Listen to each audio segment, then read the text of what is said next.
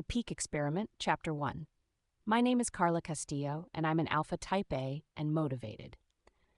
Looking at this semester's peer evaluation results on my computer screen, my results pretty much say the same thing.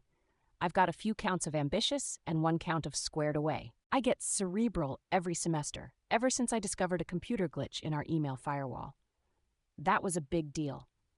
Everyone on campus had received a virus delivered via email with a hyperlink that read, "Check this out." So I dug around and did a series of tests on the firewall. When I found the hole and showed it to the campus police IT people, the administration awarded me my first Meritorious Service Award.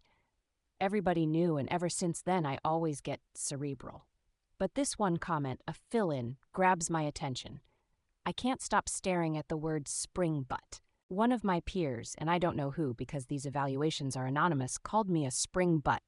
It's the same as a kiss ass, only worse, because a spring butt springs at the chance to kiss as much ass as possible. They call peer evaluations spear evaluations for a reason. But I won't let that get to me because I'm more motivated than the rest of them. I can't think of a single cadet more motivated than me, but I can't focus on this anymore, not with the noise in the hall outside my room. Crow Hall Dormitory is buzzing right now with cadets laughing and shouting and slamming doors open and closed.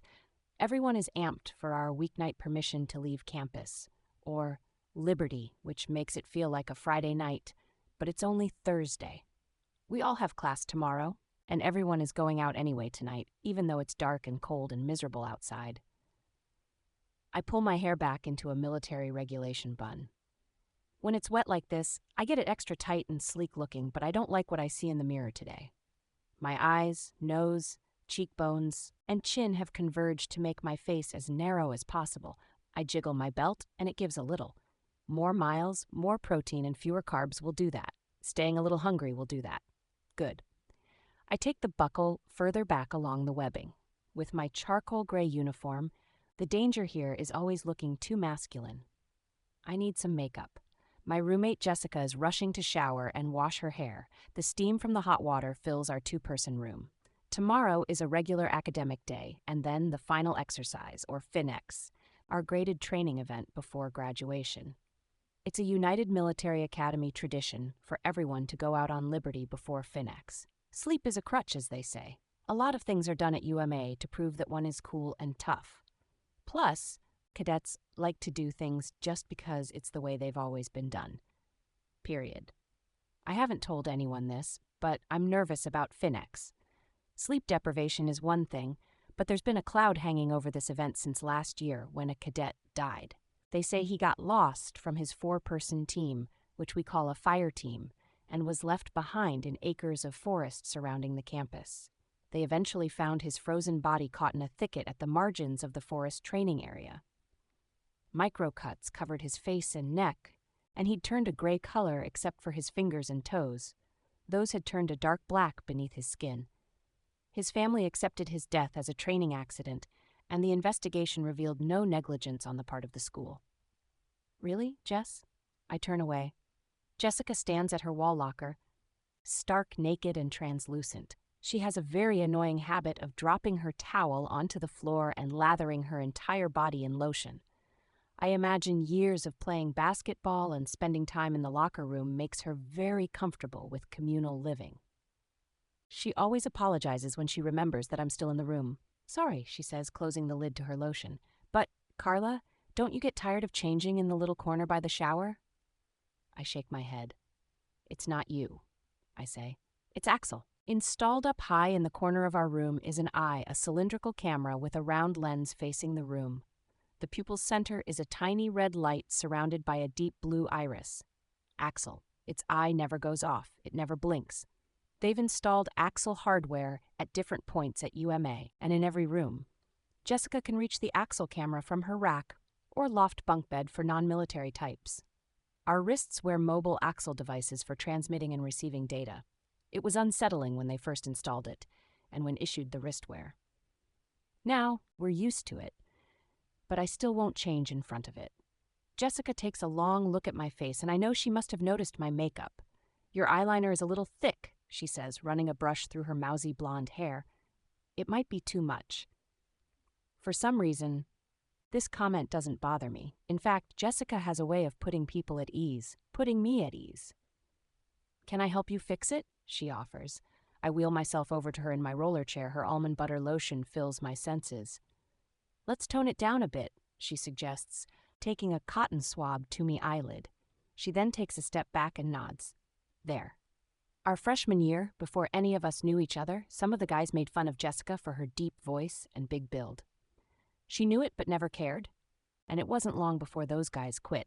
She always seemed impervious to what people thought about her, as if to say to the world, "I'm just doing my thing over here." I always loved that about her. The moon is full and low-slung tonight behind miles of trees with sharp edges. Along the road, cadets cluster in groups as they head around the bend that leads to the main drag in town. There isn't much here, just one road with squat retail buildings that line the street. There is a military uniform shop, 2, maybe 3, lunch spots, a laundromat and dry cleaners, and the foxhole. It hadn't occurred to me that what keeps this place afloat is the regular foot traffic from UMA and the laundry services that offer a 24-hour turnaround on dry cleaning. It's a little circular economy, a self-licking ice cream cone. It must be why they call this town Circular. The Foxhole is the only bar in Circular. It got an upsurge in revenue when Congress changed the legal drinking age from 21 to 18 for military personnel. Tonight, it's jam-packed. At the end of the dark hallway, a sea of cadets in gray uniforms shout to one another over the blaring music and competing voices, probably a few drinks deep at this point. They mesh together in tight connecting groups, a network of connections of jocks and cadet leaders and physics majors and triathletes. Lifelong servers hustle around the room, balancing trays of beers. A few outnumbered locals sit in the wings, sipping beers and watching the news cycle on the screens. "Want to come with?"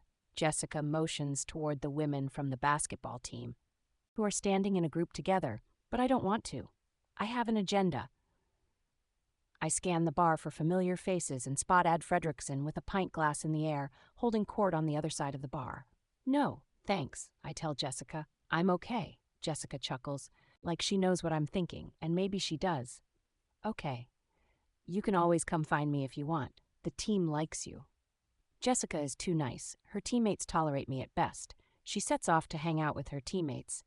While I head toward Ad and his sycophants, I know he sees me coming because he turns his back.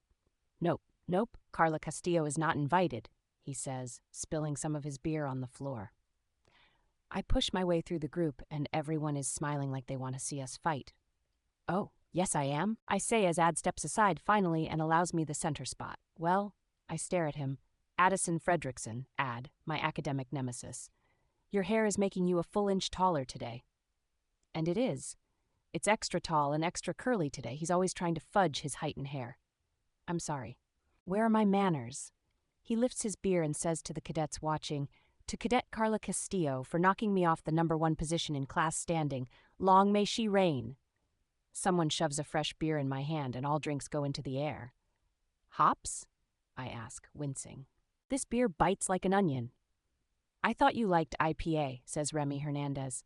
I smile. Of course. Whatever. Who am I to disappoint a friend? I take another sip, this time more slowly.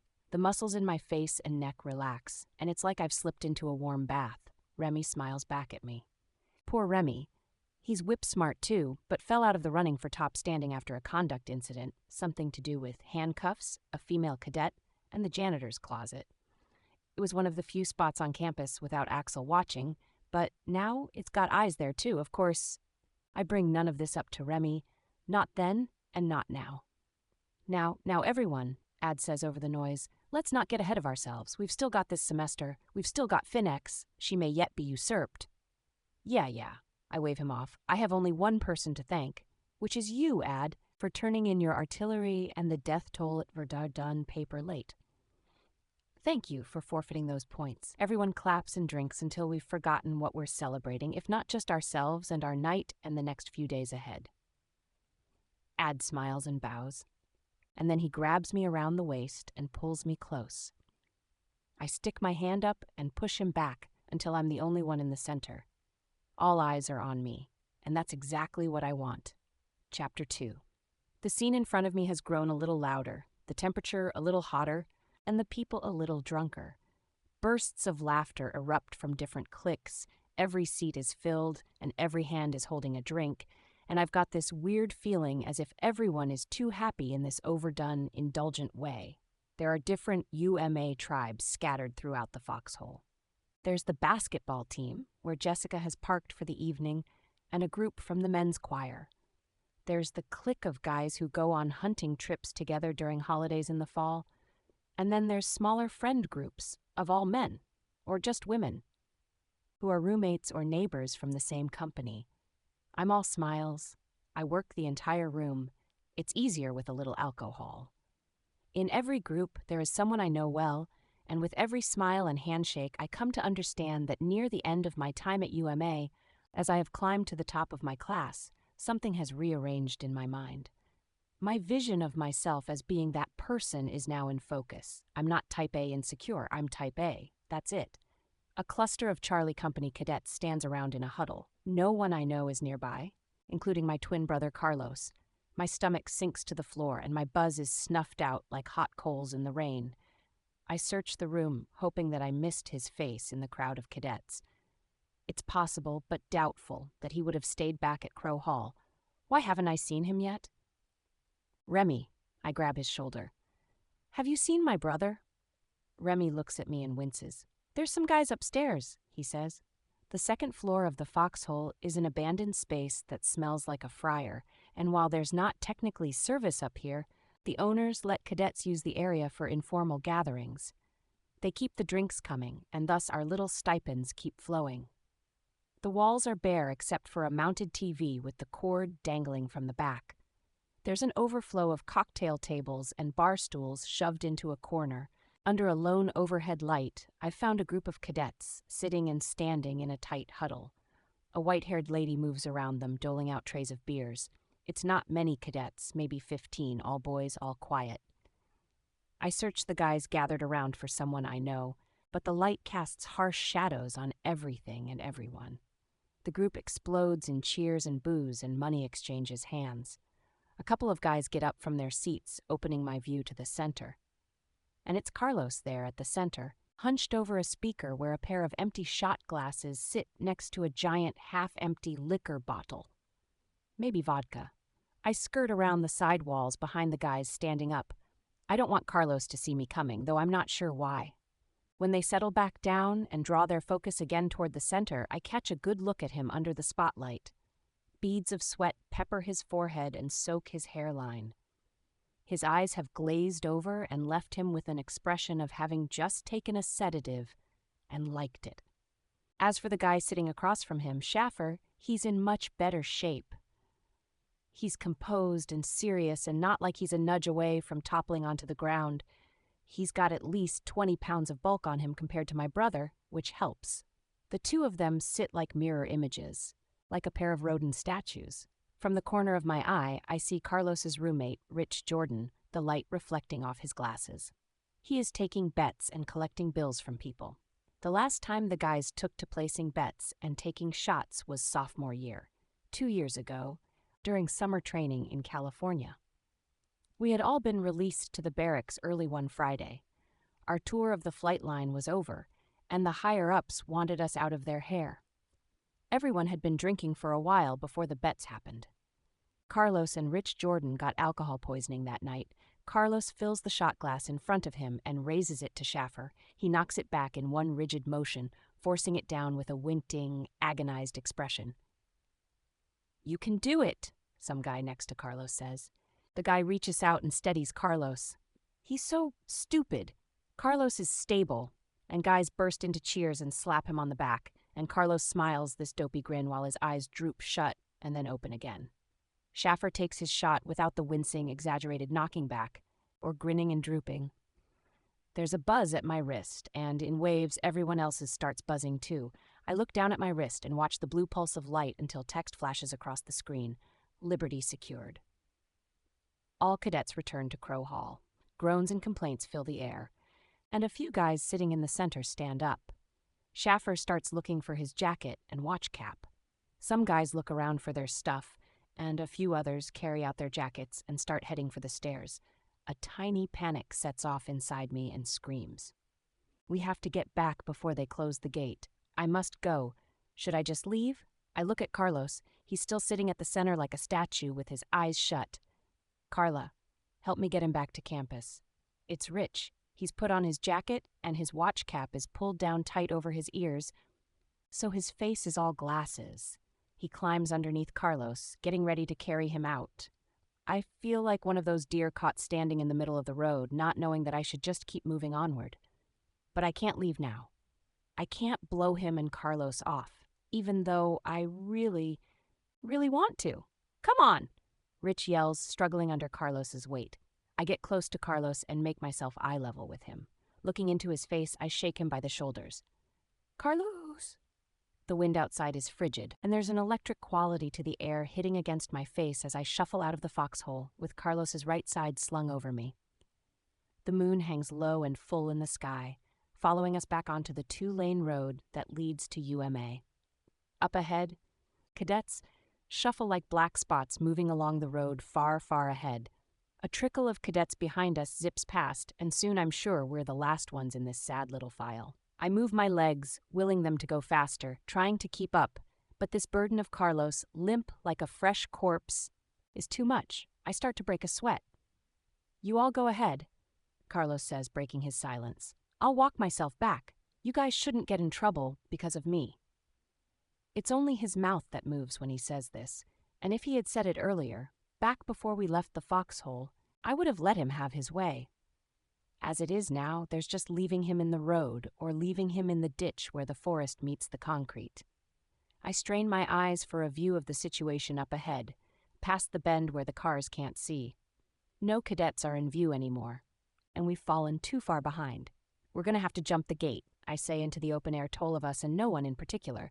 I say it mostly to myself. It's not that bad, Rich says. I've done it a lot. Never gotten caught. Oh, really? I say, the tension rising in my voice. And how will we avoid getting caught when Axel tracks all our movements? They're going to know we're late. But Rich has a plan for this too. He explains how easy it is to outsmart Axel by turning off our watches and disabling the tracking. Don't we get demerits for letting it die? I ask. In theory, however, they aren't cracking down on it that much, so long as you don't leave it dead for too long. But we need to turn it off before we get there. Rich pauses from hauling Carlos, forcing me to stop as well. He reaches over and powers off his watch. The blue light pulses once before going to a blank screen.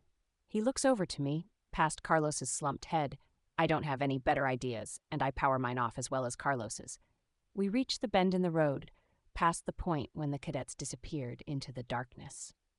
We walk down the low-grade incline. My neck and shoulder ache and my boots grip the asphalt beneath me, pulling us closer to a little plateau at the top. Carlos starts to walk on his own and trails behind Rich and me. And as we reach the end, my fear is realized. We're the only ones left outside facing the sealed UMA gate. Chapter 4, Rich, Carlos, and I stare up for a time. Stars poke through the web of clouds and moisture above. The campus gate that lines the UMA perimeter is a wrought iron fence lined with brick columns, topped off with spikes across the tips, and somewhere in the distance is the campus police shack, where an on-duty military policeman sleeps.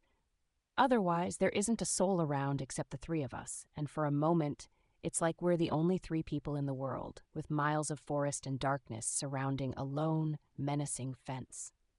The full moon illuminates the ground and fence because there are no light posts here.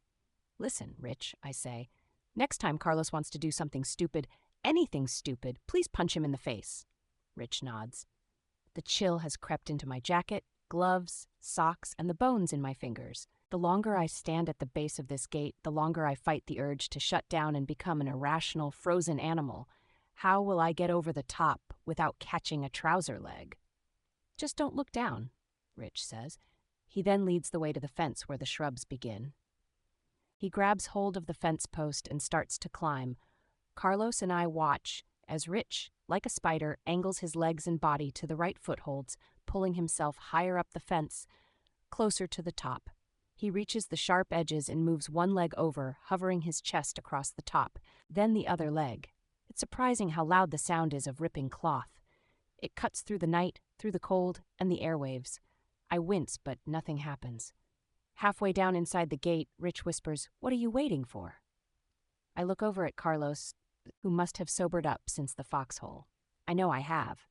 I grab hold of the gate at the same place Rich did. Carlos finds a spot at the next interval of the brick column. We don't speak or signal to go over together. We just do it. A gust of wind kicks at my back as I start my climb. My fingers and toes throb like they're made of ice. And the higher I climb, the more I feel the wind all around me, threatening to grab hold and fling me to the ground. It's a long fall from the top. The ground here is as black as the sky and hard as stone. I want to be back in my room, in my warm bed, getting rest for the academic day tomorrow and a solid night's sleep before FinEx. How could we be so stupid? From the corner of my eye, a flicker of light issues from the window where the duty sleeps. Standing below in the shadow of the brick wall, Rich disappears. A door clicks open. "Campus police? Hands behind your head." My stomach jumps into my throat, threatening to burst out, but I don't move. I cling, frozen at the top of the gate. I become like that deer in the middle of the road again. How do I put my hands behind my head while I'm still up here? How serious are campus police when it comes to trespassing? From my peripheral view, Carlos flies off the gate, a shadow falling downward. Throwing himself onto the asphalt below, he lands with a smack that makes the hair on my neck stand up, but I'm laughing and horrified, and laughing that I'm laughing because I'm nervous. "Is he okay?" I yell out, shrill and startled at my panicked voice. A campus police officer shines his light on Carlos, and my neck aches to try to reach far enough to see. "He'll live," the officer says. He beams the light at my face, and then at the back of my head. The splotches of phantom light hang in the distance where the flashlight beam assaulted my eyeballs. "Well, what are you waiting for? You need to get on the ground, too," he says. I can see the outline of his jaw and his broad face. I guess he's a few years older than me, if that. I climb down hand over hand and shaky. I reach the ground and spy Carlos splayed a short distance away. "Carlos," I call out. "I'm okay," he says between spurts of breathing and wheezing, the ground clearly having knocked the air out of him. I wince and look around me at the ground and the night. As I am lying on the ground next to Carlos, my teeth begin to chatter slowly, and a harsh, uncontrollable beating occurs in my mouth. I'm worried about Carlos, the fall, and the smack. The campus police officer is on the radio calling the officer on duty, and I expect we'll still be here for a while. But no. There, the silhouette, Major Lewis, comes toward us. His round bald head gives him away because it shines against the moonlight. His body bulks at the chest, neck and shoulders like a high school football player. Everyone loves Major Lewis because they think he's cool. But I don't know what to expect from him now. "Up, you two," Major Lewis says. He then kicks Carlos in the thigh, easy at first, more of a tap. Carlos doesn't move. He might be hurt. I blurt out and peel myself off the ground. "He might be sleeping," Major Lewis says. "I've got it, sir," says the officer. He lifts a megaphone and holds it up to Carlos's ear. "Get up." Carlos is up. We follow behind Major Lewis along the road that skirts the grass until the buildings of UMA come into view.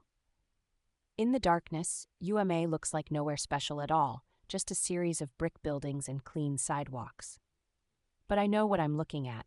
The row of academic buildings, the field house, the drill fields. Because I've come this way 100 times before. The first time I started here 3 years ago with a dream of being a military officer. I've come many times in between on a return from Christmas break or spring break or regular liberty.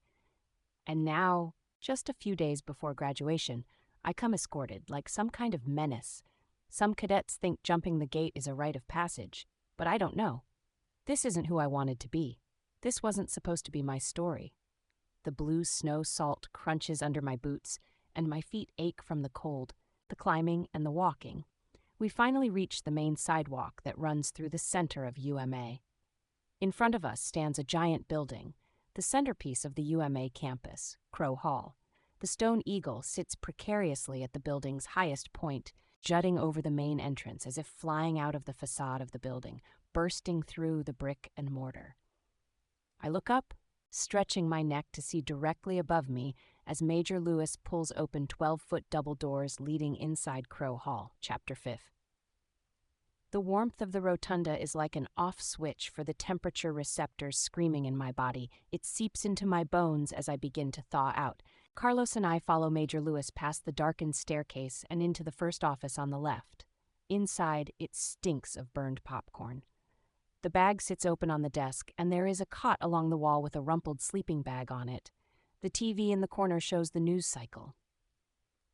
It cuts back and forth from male and female pundits, with a ticking headline below. Day 11 of Operation Uphold Sovereignty. Carlos and I stand in front of the desk at parade rest, while Major Lewis sits behind a black screen that pulses blue against his face.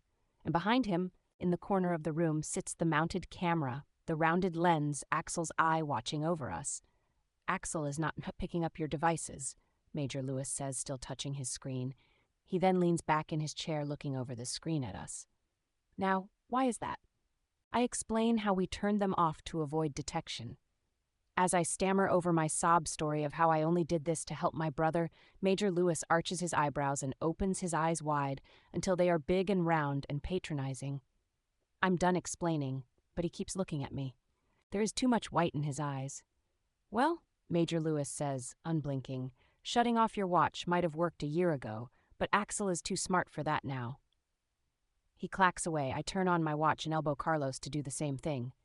Axel pulses blue on my wrist, and the eye comes on the screen before entering sleep mode. Once again, my every move is being tracked. Major Lewis shakes his head and looks toward me. You actually thought you'd get away with it? Right before Finex? My ears grow hot and my face begins to flush, starting at my cheeks and spreading to the rest of my face. There's a mix of anger and injustice swirling inside me, toward who or what. I'm not sure. Standing in this office at parade rest with aching feet and Major Lewis's large, admonishing eyes glaring at me, I realize one thing. In all my years here, all I've done is what I'm told. I've behaved in a way I'm supposed to and done things exactly as I am supposed to and have done it well. But this one time, I make this one mistake, and the rest of my performance is forgotten. How quickly it all goes away. Carlos grabs our attention. He leans far out in front, clearly on the verge of passing out, but takes a giant step instead, catching himself before he faceplants onto Major Lewis' desk. He startles and looks about the room, bewilderment written on his face, and then puts himself back at parade rest before nodding off again. Major Lewis tilts his head, obviously amused. His eyebrows stand upright, making ripples on his forehead that reach far back to his invisible hairline. He and I watch and wait as Carlos goes through the whole thing again, passing out, startling in time to catch himself, looking around with glazed red eyes and putting himself back at parade rest. Maybe he should sit down, I ask. Major Lewis shakes his head. No, he says. He grabs a foam cup from the stack at the coffee maker. Go get your brother some water. The last thing I need is him splitting his head against the floor. The corridor is only partially lit, and the usually buzzing hallway is now nothingness. My boots tap against the tile floor and echo far along the hallway, down into the darkness and the emptiness where I can't see. I follow to the end, past the closed doors of classrooms and lecture halls that sit empty, past two Axel eyes installed in the ceiling, shining their blue and red light. And here, in these spaces, this whole place, I'm surrounded and exist under surveillance, from the mass-produced materials in their mass-produced gray, wearing my mass-produced uniform, intended not to stand out at all. As I reach the women's restroom, I hear a female voice coming from inside, and I stop short of pulling the door open. I hear it again and press my ear against the door and listen for the vibrations of words, the sounds of a female voice. She's talking. My hand rests on the chrome handle, and with the styrofoam cup, I press the cup against the door, then my ear. Is this how this is supposed to work? I indulge my voyeuristic instincts because I'm tired and disheartened. My ear searches for a male voice to match the female voice I heard moments ago, because cadet lovers, stealing away to hook up in the bathroom on the first floor, would be expected. But there is no male voice, and the female voice has quit talking. There are footsteps now coming from inside, water trickling from the sink, and movement in the pipes in the wall responding to the faucet. The faucet has come off. Colonel Zickard, the commanding officer," then exits the restroom and slips out with a flick of the door, not noticing me standing directly behind it. She's in the gray-issued tracksuit, and her short hair is slicked back and wet. She blows her nose into a brown paper towel, and her sniffles echo down the hall. Maybe she's sick or crying. She gets to the end of the hallway, where she zips up her jacket and pushes through the exit, disappearing outside. Everybody knows that she lost her husband a few years ago when an EACR missile sank the destroyer. That was the first thing in a series of events that put this war in motion. She arrived at UMA right after it happened and has never, ever talked about it. The only reason the student body knows is because that kind of information gets around. I enter the restroom and fill up the cup halfway with water and then rush back to the duty office. "What took you so long?" Major Lewis asks. He motions for me to hand Carlos the cup. Carlos gulps it down. Water spills from the corner of his mouth. "Cadet Castillo," Major Lewis says. "Carlos, you're dismissed. Get to your room. Get some sleep. Sober up for restriction formation at 0530. Carlos empties the cup of water, physically crushing it so that bits of styrofoam fall to the floor. "Yes, sir," Carlos replies. He looks toward me with an open, pleading face.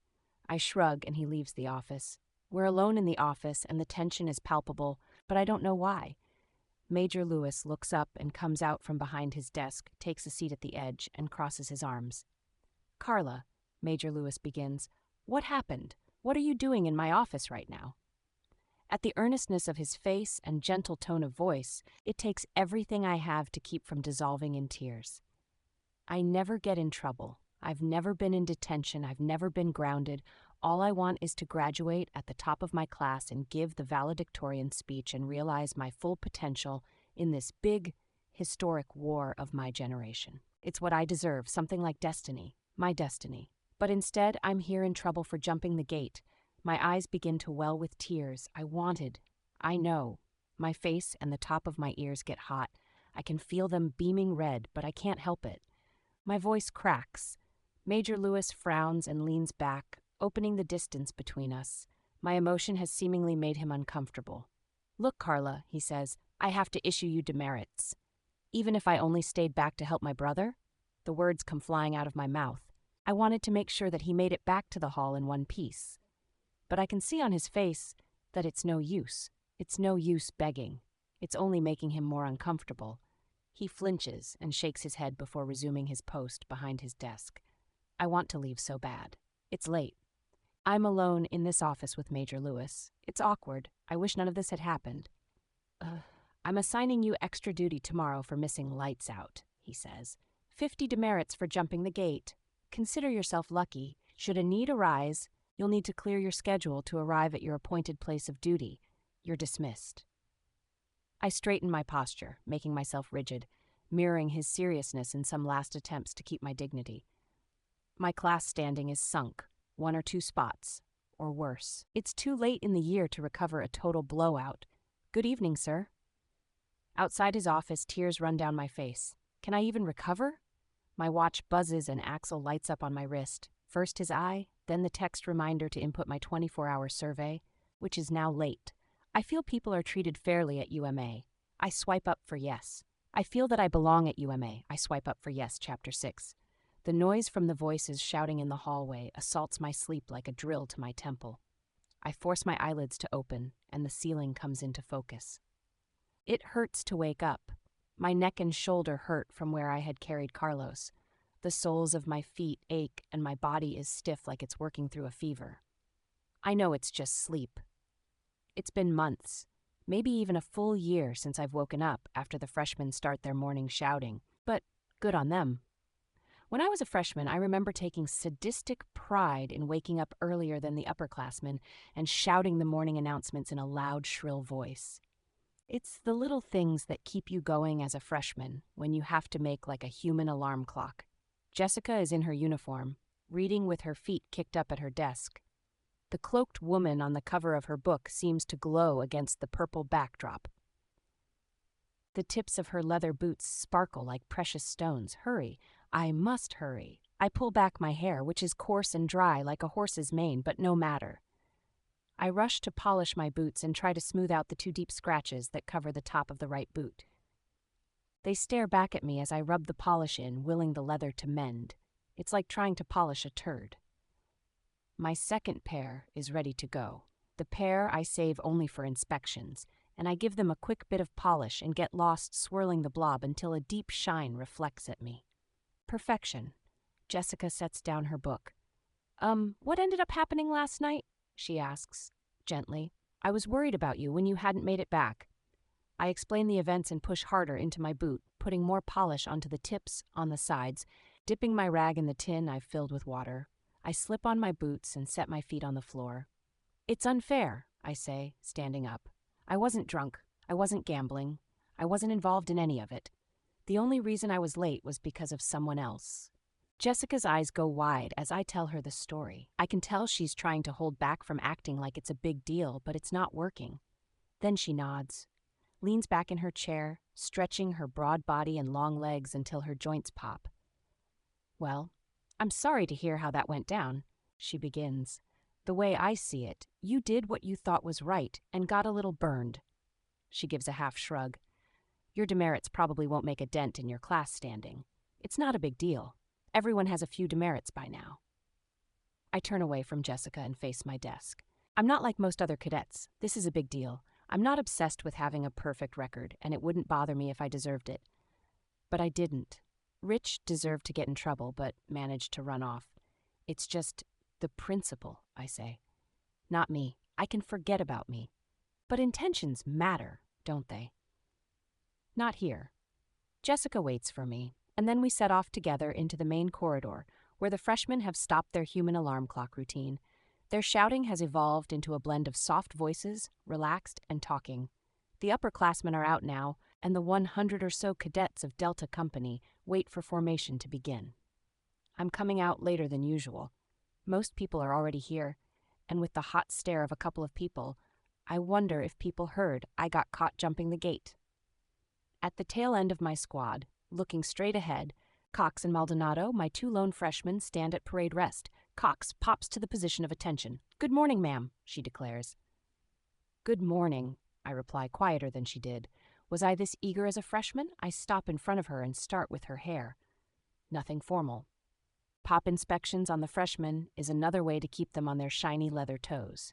Cox's hair is blonde, parted to one side and pulled back without loose pieces. I work my way down her collar, the seams of her shirt, her gig line, her belt, and her boots. At first glance, everything is in place. She looks completely put together and undistracting in any way. I start again from the top for a more careful look, but Maldonado has also come to the position of attention, ready for me to inspect him. He's several inches taller than me, and much taller than Cox. I take a step back to view Cox's rank insignia on her collar and compare it to Maldonado's. Their rank is reflective and gold and without a scratch. Maldonado's rank placement is more precise, while Cox's rank is a few degrees off. When I point this out, Cox's face is earnest and submissive, eager to receive anything I'll tell her. It's why I spend so much time on her. She looks up to me, and I know she'll listen. The chatter around me starts to die, which means formation is about to start. I pass the faces of the upperclassmen cadets in my squad and take my place at the front, staring at the back of Jessica's wet blonde hair as we wait for Schaffer to come out to the front. Aside from his bloodshot eyes, the shots he drank with Carlos last night seem to have had little visible effect. Schaffer made it back to UMA in time, because we certainly didn't see him at the gate last night. My brother insists on getting into fights he can't win. Captain Fields, our company officer, exits his office and heads toward our formation. His overly tanned skin seems out of place for Pennsylvania in February. His complexion contrasts heavily against everything else this time of year, including Schaffer. Captain Fields stands up front to the side of Schaffer, where we can all see him waiting for the formation rituals to finish. He normally doesn't come to our formations unless he has something to say, and it's usually not good. "Okay, cadets." "Hey, good morning," Captain Fields says. He steps forward as Schaffer takes a few steps back. I would describe Captain Fields' leadership style as informal, placating, even. I don't think he means to come across this way, but the way he will refer to us as "you guys" makes me feel like a kid in third grade. You all know there was a health and comfort inspection last night, he says with a tad of agitation in his voice, hands in his pockets. The administration was made aware of a cadet popping positive on a drug test for peak. Now, we covered peak at the beginning of the academic semester, but now I'm told that I must remind you that UMA has a zero-tolerance policy. That includes stimulants like peak. I don't care how much of an edge it gives you. UMA doesn't care. Stay away from it. Capiche? Capisci? We reply with a scattered, yes, sir. Good. Captain Fields then looks across the faces in my squad and lands at mine. Oh, and I need to see you, Cadet Castillo, after formation. He nods his head quickly and signals with his hand to tell Schaffer to get a move on. What does he need to see me for, Chapter 7? It's only fair that, in a hierarchy like this one, I should expect to receive an ass-chewing at every level. But what's stranger is how people at every level feel a responsibility, a duty, to give one.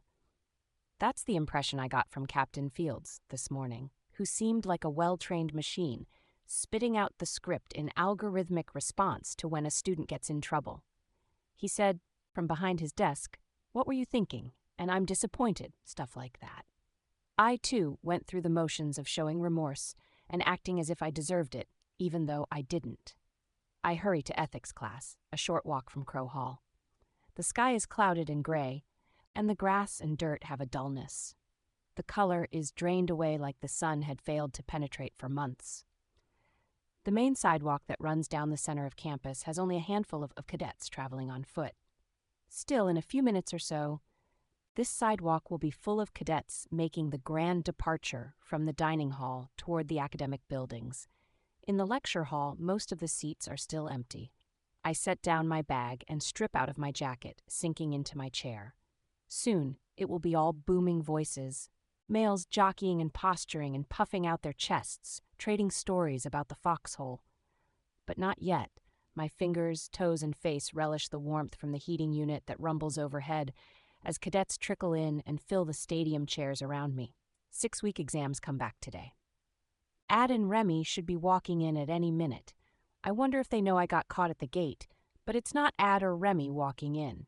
It's Doran Blake. Doran spots Schaffer, who is sitting a couple of rows ahead, and makes a big show of greeting Schaffer, speaking loudly at a volume meant for everyone around to hear. Doran is slighter than Schaffer, with a leaner build and small wrists. When he laughs, his eyes and smile are in harmony with the rest of his face in this charismatic way. Maybe that's why Jessica likes him. I was shocked when Jessica told me they'd decided to couple up, because she's too good for Doran. He's not modest or quiet, not even now when only a few people are in the room. Instead, Doran puffs his chest and seems always to talk down or up to people. Like he's doing now, Ad and Remy show up, finally, and take their seats near me. "Carla," Remy leans toward me. "What's this I hear? You jumped the gate last night?" "I couldn't believe it," Ad says with a smirk. "It was on my bucket list before graduation to jump the gate, but not anymore. They're really cracking down on that." Cadets nearby turn to look at us, and my ears get hot again. So embarrassing. Hot ears are getting hotter, must change the subject. "Anyway," I say with a giant smile, "I had a great night last night." I turn my attention back to my laptop. 6-week exams back today, I say. I don't know about you guys, but I feel good about mine. Ad and Remy give each other a look that I pretend not to notice. Colonel Zickard's short brown hair bobs up and down as she walks into the lecture hall, making a beeline for the podium at the front. "Attention on deck!" Schaffer booms like a cannon a few rows ahead. Everyone pops up, and so do I, bumping my water bottle off my little table. It lands on the floor and rolls away. Remy stops it with his foot. Colonel Zickard opens her laptop on the podium and plugs it into the projector unit. The image at the front of the classroom reflects her machine, and Axel's idling eye comes into view. "Carry on," she says without looking up from her laptop as we sit in our seats. Remy reaches down and hands me my water bottle. "Axel," Colonel Zickard begins, "pull up the grades from assignment 12.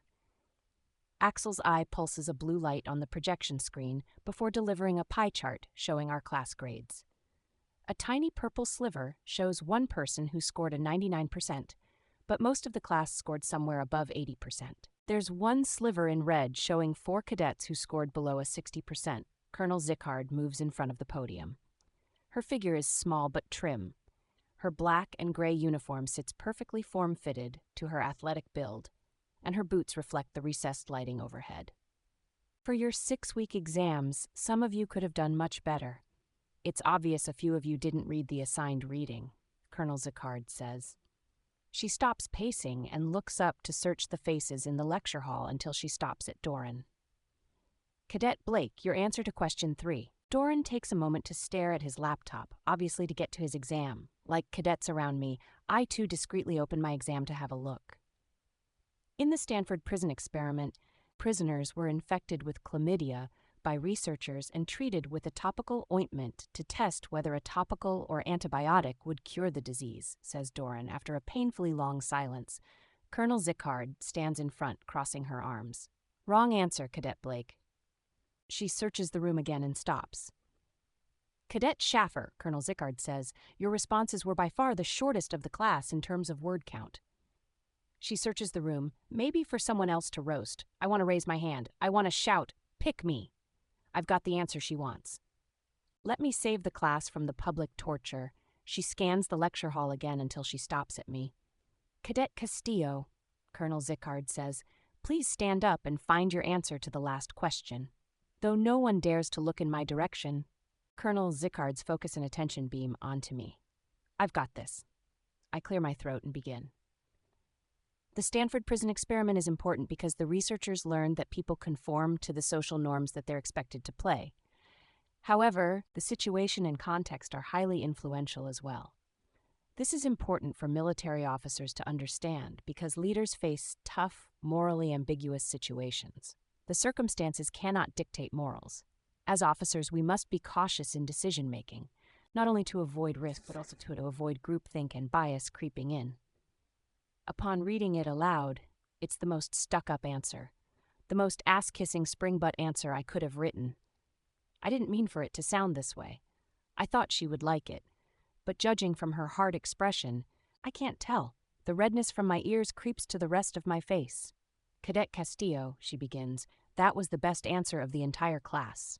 Yes! The tension instantly dissipates from my neck and shoulders. Thank you, Cadet Castillo. Well done. I take my seat. She liked my exam, I think, but I don't feel relieved. In fact, I have this strange sense that I've betrayed everyone for having the best exam. I get a faint vibration from my watch, which shows a spike in heart rate and my stress readout. Across the screen of my watch, Axel asks, "Are you feeling okay?" Swipe up for yes, swipe down for no. I swipe up. Breathe in, breathe out. I don't feel agitated, but Axel thinks I am. I heard you tanked your class standing with some demerits last night, Ad says as we pack up after class. His smile fades to a new, hardened expression. Whoa. Sorry. I was just giving you a hard time, Castillo. Relax. Maybe it's the lack of sleep or the extra attention, but Ad clearly gets the message from my death stare. After heckling me, he heads toward the door. Maybe it's something he said, or maybe the negativity in class today. Something inside me deflates, and what should feel like relief is more isolating and lonely than relief. Hey, Remy, how'd you do in the exam? I ask. That was weird how she started calling people out. Remy smirks and shakes his head. I did all right, he says without further comment. Cadet Castillo, Colonel Zickard calls out from behind the podium, "Meet me in my office in a few minutes." She gives a slight smile. It won't take long. Remy looks back and puts up a hand to say goodbye as he slips out the door. Chapter 8, Colonel Zickard isn't at the command deck when I get there, but Mrs. Gutierrez is. She's at the reception desk typing away. Her face lights up when she sees me come through the glass door. She moves the phone receiver away from her mouth. Carlita, how are you? You don't visit me anymore? She puts up a finger, motioning for me to wait. Standing by her desk, I take in the photographs she has inside her cubicle. There are ones that have been at her desk since I first met her, such as the family picture with her husband and 2 sons, and there's a more recent picture of her son and daughter-in-law holding their new baby. And in the corner, taped to the walls, she has pictures of Roman the Rock, former wrestler turned actor turned heartthrob for women, ages 50+. She wraps up the call and hangs up the phone. Listen, she says, dropping her voice an octave. I saw your brother this morning. He came in here for restriction formation.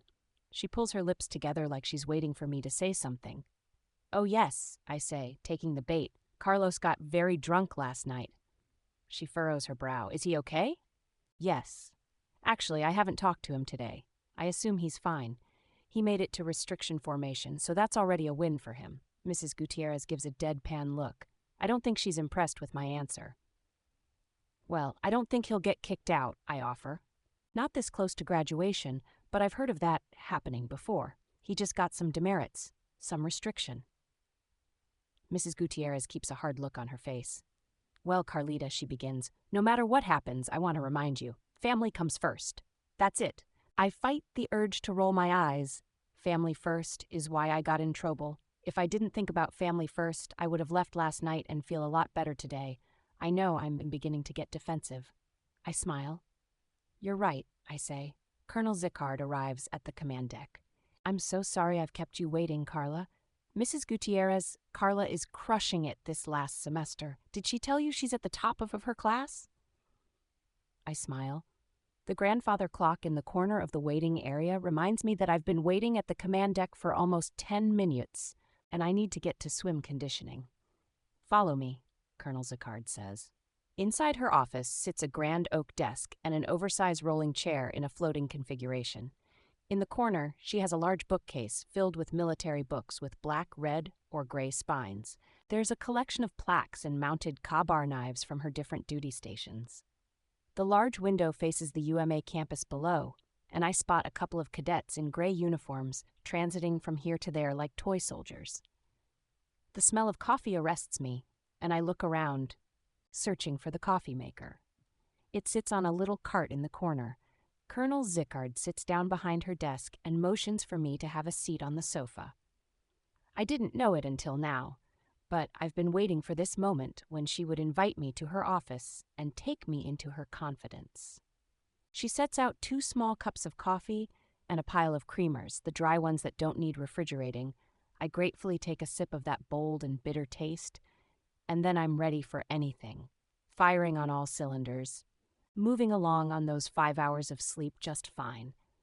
Colonel Zickard sits back in her giant leather chair and slowly takes a sip of her coffee. I wanted to tell you, Carla, that I have just received the service selection quotas for your graduating class. There are 3 billets available for cyber war officers. Colonel Zickard takes another sip of her coffee and leaves the mug at her lips. I set down my mug. I thought there weren't going to be any billets? I query. I thought the same, but the list just came in and there are 3. I do a quick accounting in my mind of my classmates, trying to figure out who else might be competing for a cyber war billet.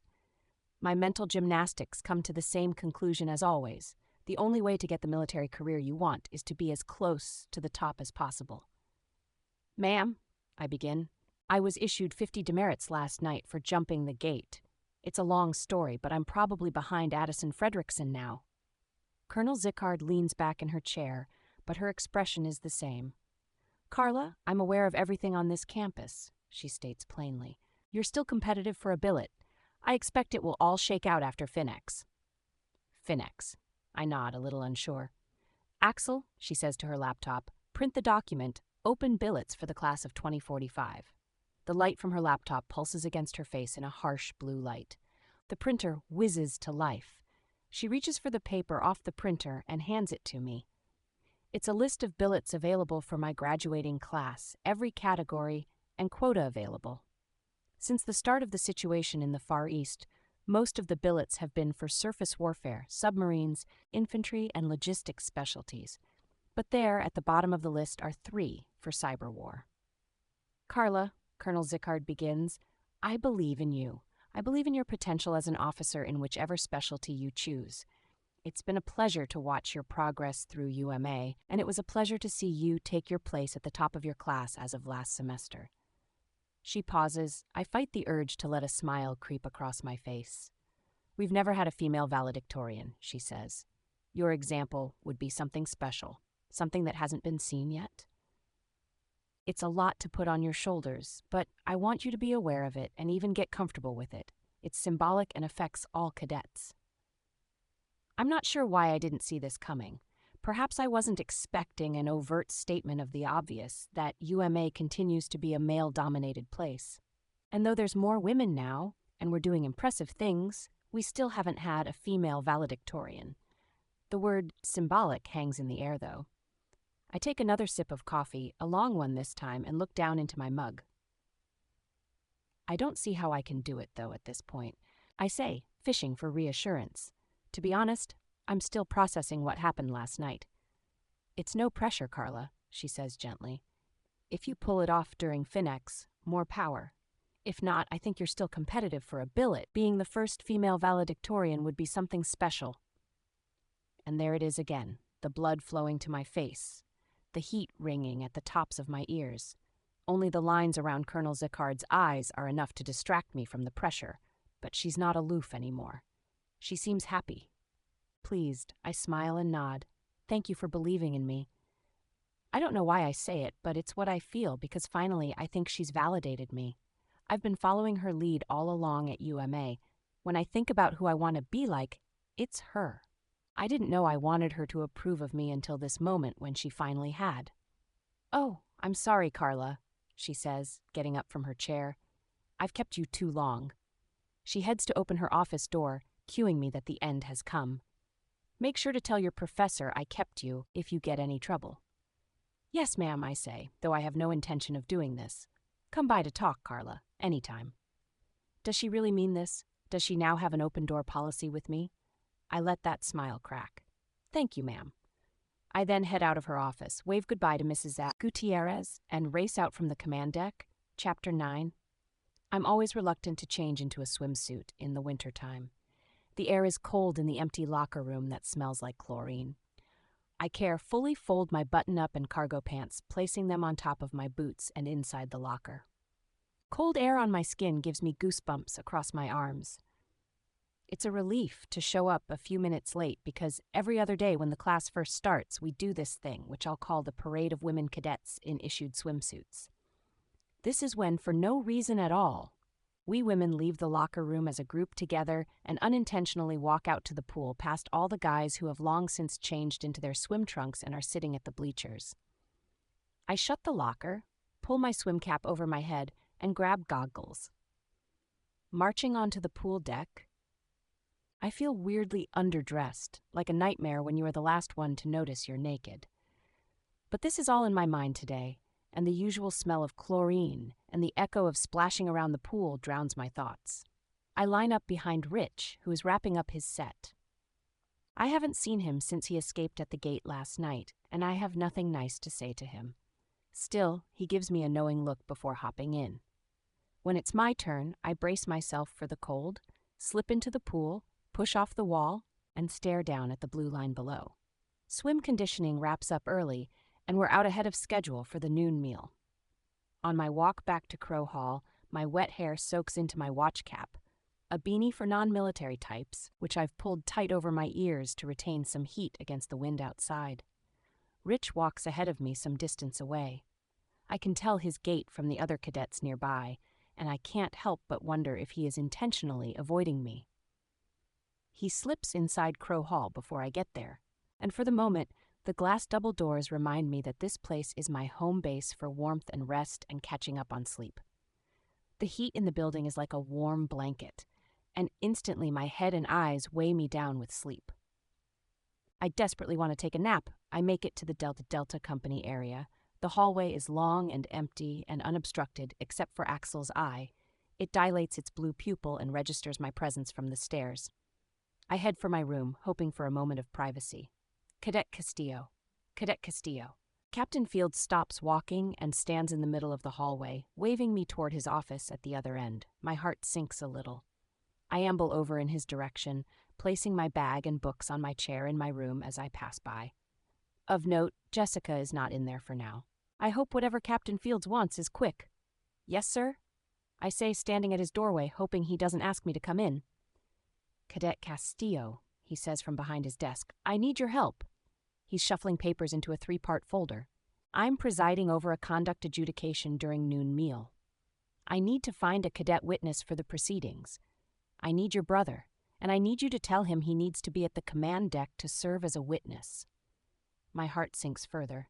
I don't also have to witness, do I? I reply. He says, consider this errand as part of your extra duty. I need him down there in 15 minutes, so Captain Fields does this pointing motion with his hand, showing me the way out into the hallway. Right. I head to the stairs nearest Captain Fields' office, down one flight to the Charlie Company area, identical to the Delta Company area. The hallways are still empty, but the clocks dispersed throughout the hallway show that class has let out. It's only a matter of time before cadets flood Crow Hall and the faces of Charlie Company fill this space. I reach Carlos's door, relieved to see that the door is shut, which means that someone is inside, and I hope it's him. Knock, knock. Come in, says a disembodied voice. I crack open the door and spot Carlos, shirtless, at his desk reading a book, balancing his chair on the hind legs. The tiny room he shares with Rich smells of men's deodorant. Rich's wet towel and swim trunks sit in a pile on the floor. Oh, Carlos says, setting his chair back on all four legs. You don't look too happy. His voice is scratchy and hoarse. He's got a slight bruise on his cheekbone and shoulder, but I shrug and put my hands in the air. I'm glad to see you're doing as fine as ever, I tell him. And I hate to be the bearer of bad news, but you need to report to Captain Fields. Carlos becomes more deflated as I tell him about the adjudication. Then, sitting in the chair still, he looks around the room and leans his head back at Rich. Well, I'll miss noon meal today, too. Rich nods his head. I think you should be happy, I retort. I think that's pretty good for what happened last night, especially you, Rich. Rich has his messenger bag sitting next to his chair. I know, he says behind his glasses. I wasn't expecting to get away last night, sorry. Rich's red, wet hair contrasts with his black-rimmed glasses and pale face. I look back at Carlos, brooding, staring at the void in front of him. His laptop sits closed on his desk next to a small stack of composition notebooks and a large binder. He opens the binder and starts doodling on a sheet of loose-leaf paper. In the hallway, the volume of cadets picks up. You're right, he says. I should be happy. Remember, I wanted to come here so bad. He's writing something now, in large print. I look over his shoulder and glance at his paper. IHTFP. Oh my gosh, I say, and I roll my eyes. For a millisecond, I thought it was something important. Instead, it's the cult acronym for the disgruntled college student. Carlos looks up at the corner of his room, to the ceiling where Axel's blue eye glares down at us. We get surveilled all the time, you know? There's a running suspicion among cadets that Axel monitors our every move, not just metadata collected from the video feed. Carlos continues, and nobody here cares. Conformists. We're all just sheep to the slaughter. Our dad didn't help with this. Our parents both served one enlistment and had Carlos and me after returning home to Texas. Mom left the service happy with her time, but happy to move on. Dad, on the other hand, could never let it go. It's his big regret to have gotten out so soon. Growing up, he romanticized the military, pushing Carlos and me to come to UMA. Sometimes it feels like all our dad's hopes and dreams now must live vicariously through us. The bell rings, and the freshmen begin shouting the noon lunch menu. Walk together? I ask, motioning Carlos to come out for formation. He peels himself up from his seat and grabs the uniform shirt that he had hanging from the door of his wall locker. Rich tags along. Captain Fields will give you shit over your uniform, I tell him, pointing out the wrinkles in his bulging shirt. Good, my brother says. I want him to know that I'm not falling in line so easily like everyone else. I think getting a little shit is a small price to pay. Oh, really? Is that what you were trying to prove yourself? No. The reason I was drinking against Schaffer is because he is a douchebag. Carlos, Rich, and I reach the Charlie Company cadets. Rich nods and heads off to his spot in the formation. Carlos hangs back with me. How you feeling today? A guy from Carlos's club soccer team says, referring to the drinking, I suppose. They joke around in the hallway like a couple of bras. He jabs Carlos in the ribs before they break it up. Carlos jokes back and jabs the guy twice as hard. See, I tell Carlos, getting closer to the stairs. Conformist or not, you do your thing and get in trouble, but people still like you. Carlos stops at his place in the formation and shrugs. I leave him in the cluster and head to the stairs where Delta Company is waiting. Chapter 10. The Delta Company area is loud with competing voices and laughter. a paper airplane soars past a squad to the applause and amazement of 3 juniors who launched it from the other end of the hallway. Other cadets stand in silence. Everyone is in position, waiting for noon meal formation to get underway.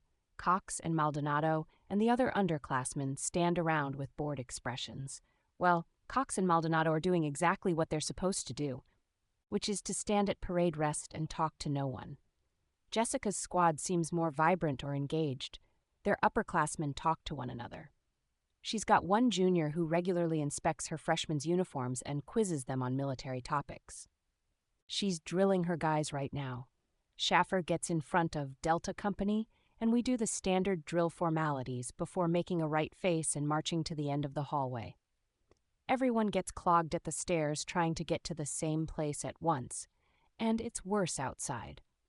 The entire student body converges onto the main walkway leading to Hackman Hall, like a cattle corral, and any semblance of a military formation has devolved for efficiency. Jessica and I usually walk together, but she's far ahead of me now. Hackman Hall cafeteria smells like every food and no specific food at all. Cox and Maldonado arrive and stand behind their seats at the other end of the table, talking to no one, while the rest of the squad fills in the empty seats. Seeing all the underclassmen now and remembering how I felt when I first started here as a freshman, I thought I would be here forever, coming to this cafeteria, learning my military trade, molding myself, and sharpening my skills. But here, near the end, there is no magic wand, no fairy dust, no switch that someone flicks on suddenly. Still, I think I'm ready. Maybe that is what's happening. Maybe the stars have aligned for me to grab a billet of importance, one that puts me out in front to make whatever slight difference I can in this war. Maybe this is my chance, and it was meant to be. And it's my job now as the senior cadet at my table to pay it forward and mold the junior cadets sitting here. There's so much they need to learn to get to the point where I am. Most freshmen barely pay attention to what's going on in the world. They only care about their grades or getting in shape or when the next opportunity for weekend liberty might be. Someone has to keep them on track. At the central podium, the chaplain finishes his prayer. All at once, 2,000 cadets take a seat at their tables, and the hall erupts. Before anyone begins to dig in, I say, leaning in with my hands folded in front, shouting across the table, we're going to talk about current events. I search their faces. Becker, kick things off for us. Becker, a junior with a grown-out buzz cut, nods in my direction and straightens up in his seat. The East Asian Communist Republic formally entered a state of martial law on the island of Weimar yesterday, he begins. Every pundit expects the situation to become violent in the coming days. I checked this morning, and nothing has happened yet, but Weimar will get absorbed, most likely. Becker looks around the table and down to where Cox and Maldonado sit. Maldonado, explain the context for the current political situation to the squad. All eyes land on Maldonado now, and I motion the sophomores to start passing the stainless steel tins of spaghetti and meatballs.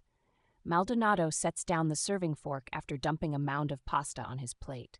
He sits in stone-cold silence for what feels like a very long time. Even the sophomores at the end of the table have stopped to watch. No one is moving forks or food anymore, and we're all frozen in place, waiting for Maldonado to search his mind for something, anything, to say.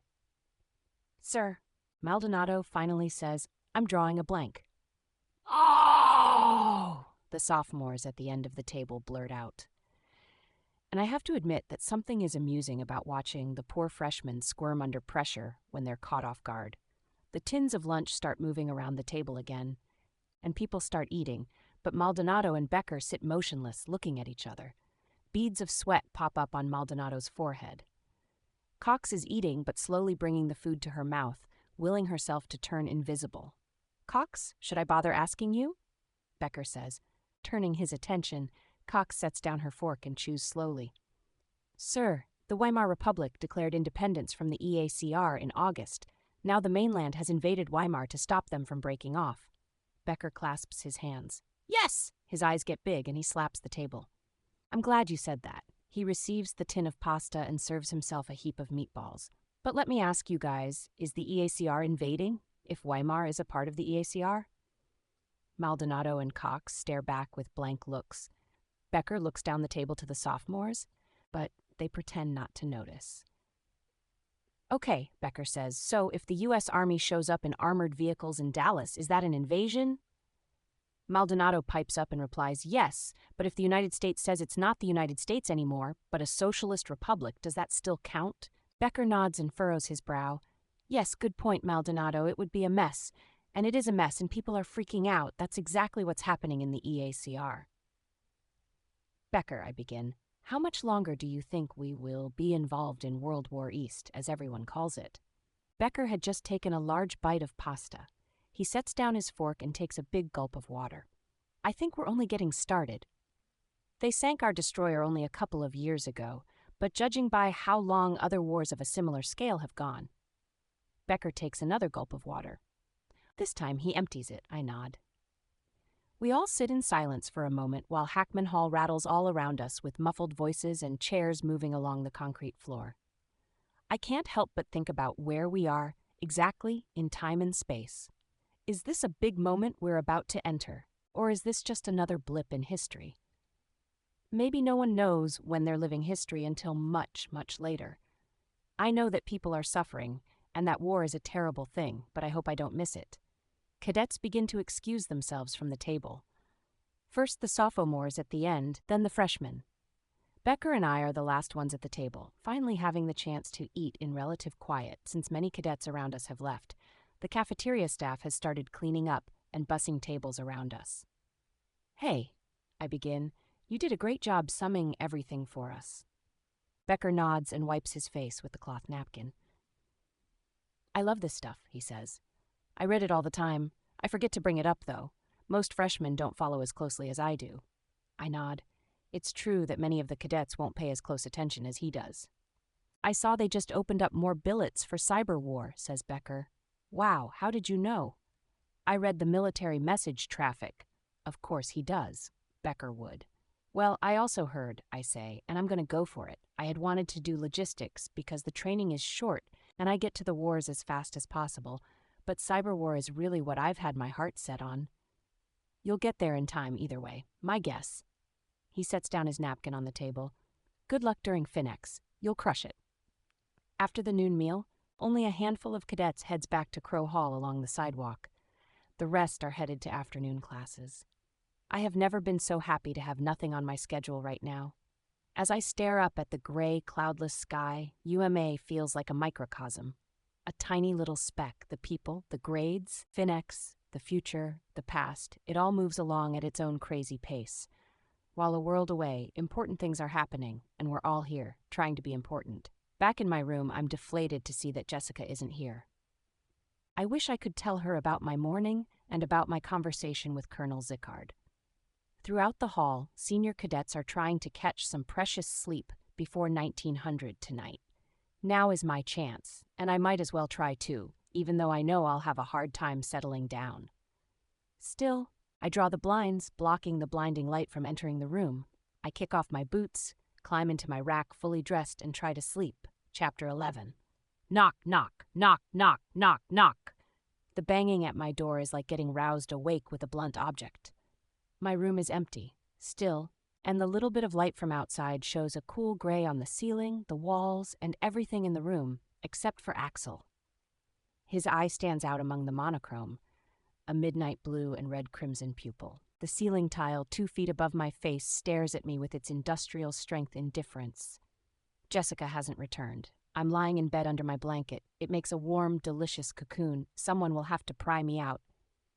If I stay here exactly as I am, maybe the person bashing my door down will go away. Someone rips the blanket off from my face and the warmth I had so carefully preserved dissipates into nothing. What? I'm babbling from my rack. Carla, it's me. Carlos is standing in my room holding my blanket. I'm sleeping. I shut my eyes hard, hoping that if I don't move, I can slip back into sleeping once he leaves. Carla, Carlos says, his voice softer now. He tugs at my shoulder. Get up, please. It's the tone of his voice that gets me. Carlos is rarely serious, and he never says please. I kick out from my rack, fully dressed except for my leather boots. My watch tells me it's 13:07. I slept for a grand total of 30 minutes. I climb out from my rack and settle into my chair below, pulling my knees close to my chest. I take the blanket and wrap myself. Okay, I have like 15 minutes before I need to head to my next class, I croak. I hope this is important. Carlos is standing at the windowsill, looking out. He motions to the ceiling and points to Axel's eye. Do you think they monitor that feed? He asks, keeping his eyes fixed on the corner. I shrug. Just the data about data, I say. Carlos looks down and shakes his head. See, that's what I hate about this place. He looks up, motioning around the room. Why should anybody know where I go all the time? Ha, I scoff. You only think that because you're always up to something. Carlos points with his finger and gestures all around. This place is bullshit. He points at me. That's bullshit, and I'm about to tell you why. He pulls up Jessica's rolling chair to my side of the room, and as he begins his story, I travel back in time 1 hour or so to Carlos at the command deck. He's visiting with Mrs. Gutierrez. Are you hungry, Mijo? Mrs. Gutierrez asks, but before Carlos can answer, she leaves her reception area for the tiny room in the back with the kitchenette, and she returns with a microwaved burrito.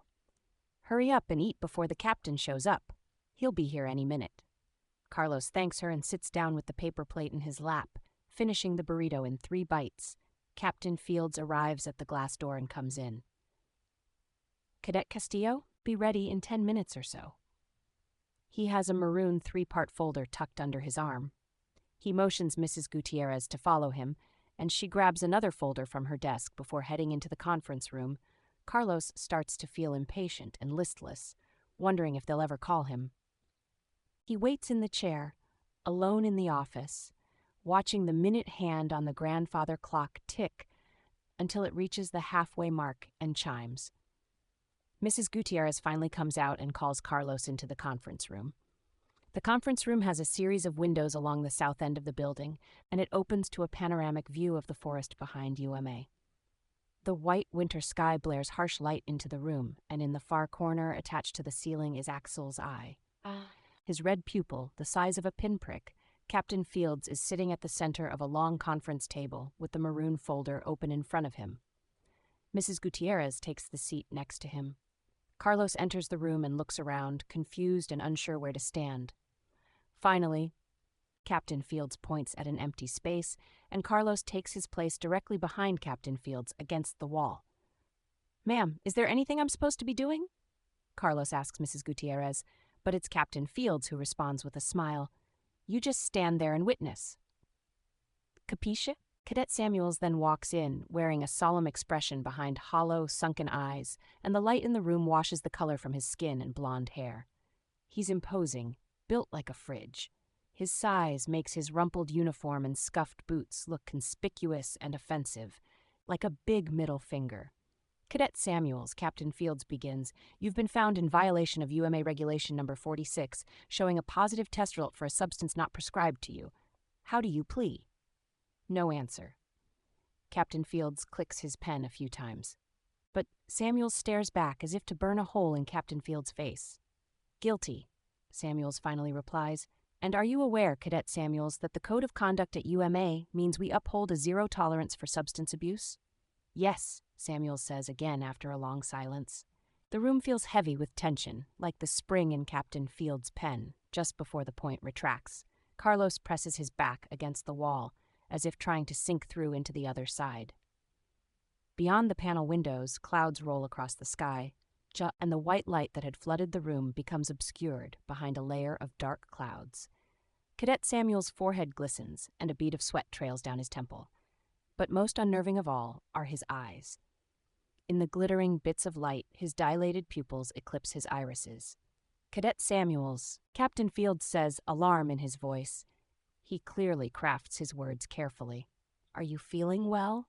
Samuels suddenly launches across the conference table in a flash of movement, sending sheets of paper flying into the air and spilling onto the conference table. He reaches out for Captain Fields' neck and grabs hold with pulsing hands. Mrs. Gutierrez screams. Carlos throws the office chair out of the way and yanks the conference table away, turning it on its side. He climbs on Samuels' back to break the grip from Captain Fields' neck. Captain Fields' eyes bulge with the fear of a wild animal, his face already a purple bruise. In a swift motion, Samuels pops up and throws Carlos against the edge of the conference table. Carlos climbs back, wrapping his body around Samuels while Captain Fields fades away. 3 campus police burst into the room. A set of hands pulls Carlos away, hard. Someone tases Samuels, pumping electricity into his body long after he releases his grip on Captain Fields. Captain Fields and Samuels lie unconscious on the carpet between the wall and the conference table. "And that was it," Carlos says. "That was just now.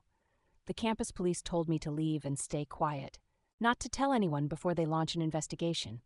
They forbade you from telling anyone, including me." Carlos stands in front of the window. "You should have seen him, Carla." "Who? Captain Fields?" "Well, yeah, him too. But Samuels, you know I'd seen him around at the gym last week. He seemed pretty normal then." Carlos is a guy with a heart for the underdog, always handing over wads of cash to the homeless dude at the circular laundromat, always there to talk, no matter how late in the night or early in the morning, also prone to exaggeration and suspicion. Okay, I'm sorry. I search my mind for something. I don't see how there is anything to do about it. Carlos shakes his head, peels himself away from the window, and lands in Jessica's chair. "Maybe I should go to MCIU? I should report what I saw. Maybe I should go talk to Mrs. Gutierrez? But what do you think you saw?" I ask. "I don't know. All I know is last week I saw Samuels at the gym like normal, and this week I saw him attack Captain Fields." I resist the urge to tell Carlos that he's just speculating, that contacting the Military Criminal Investigative Unit is a bad idea.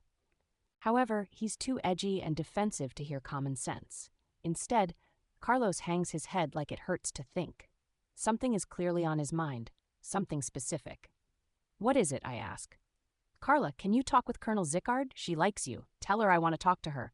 Or tell her I have something important to say. What if no one ever asks me about what happened? What if Samuels gets charged for murder or something, and nobody ever cares to investigate why he went psycho? She has to know." I scoff.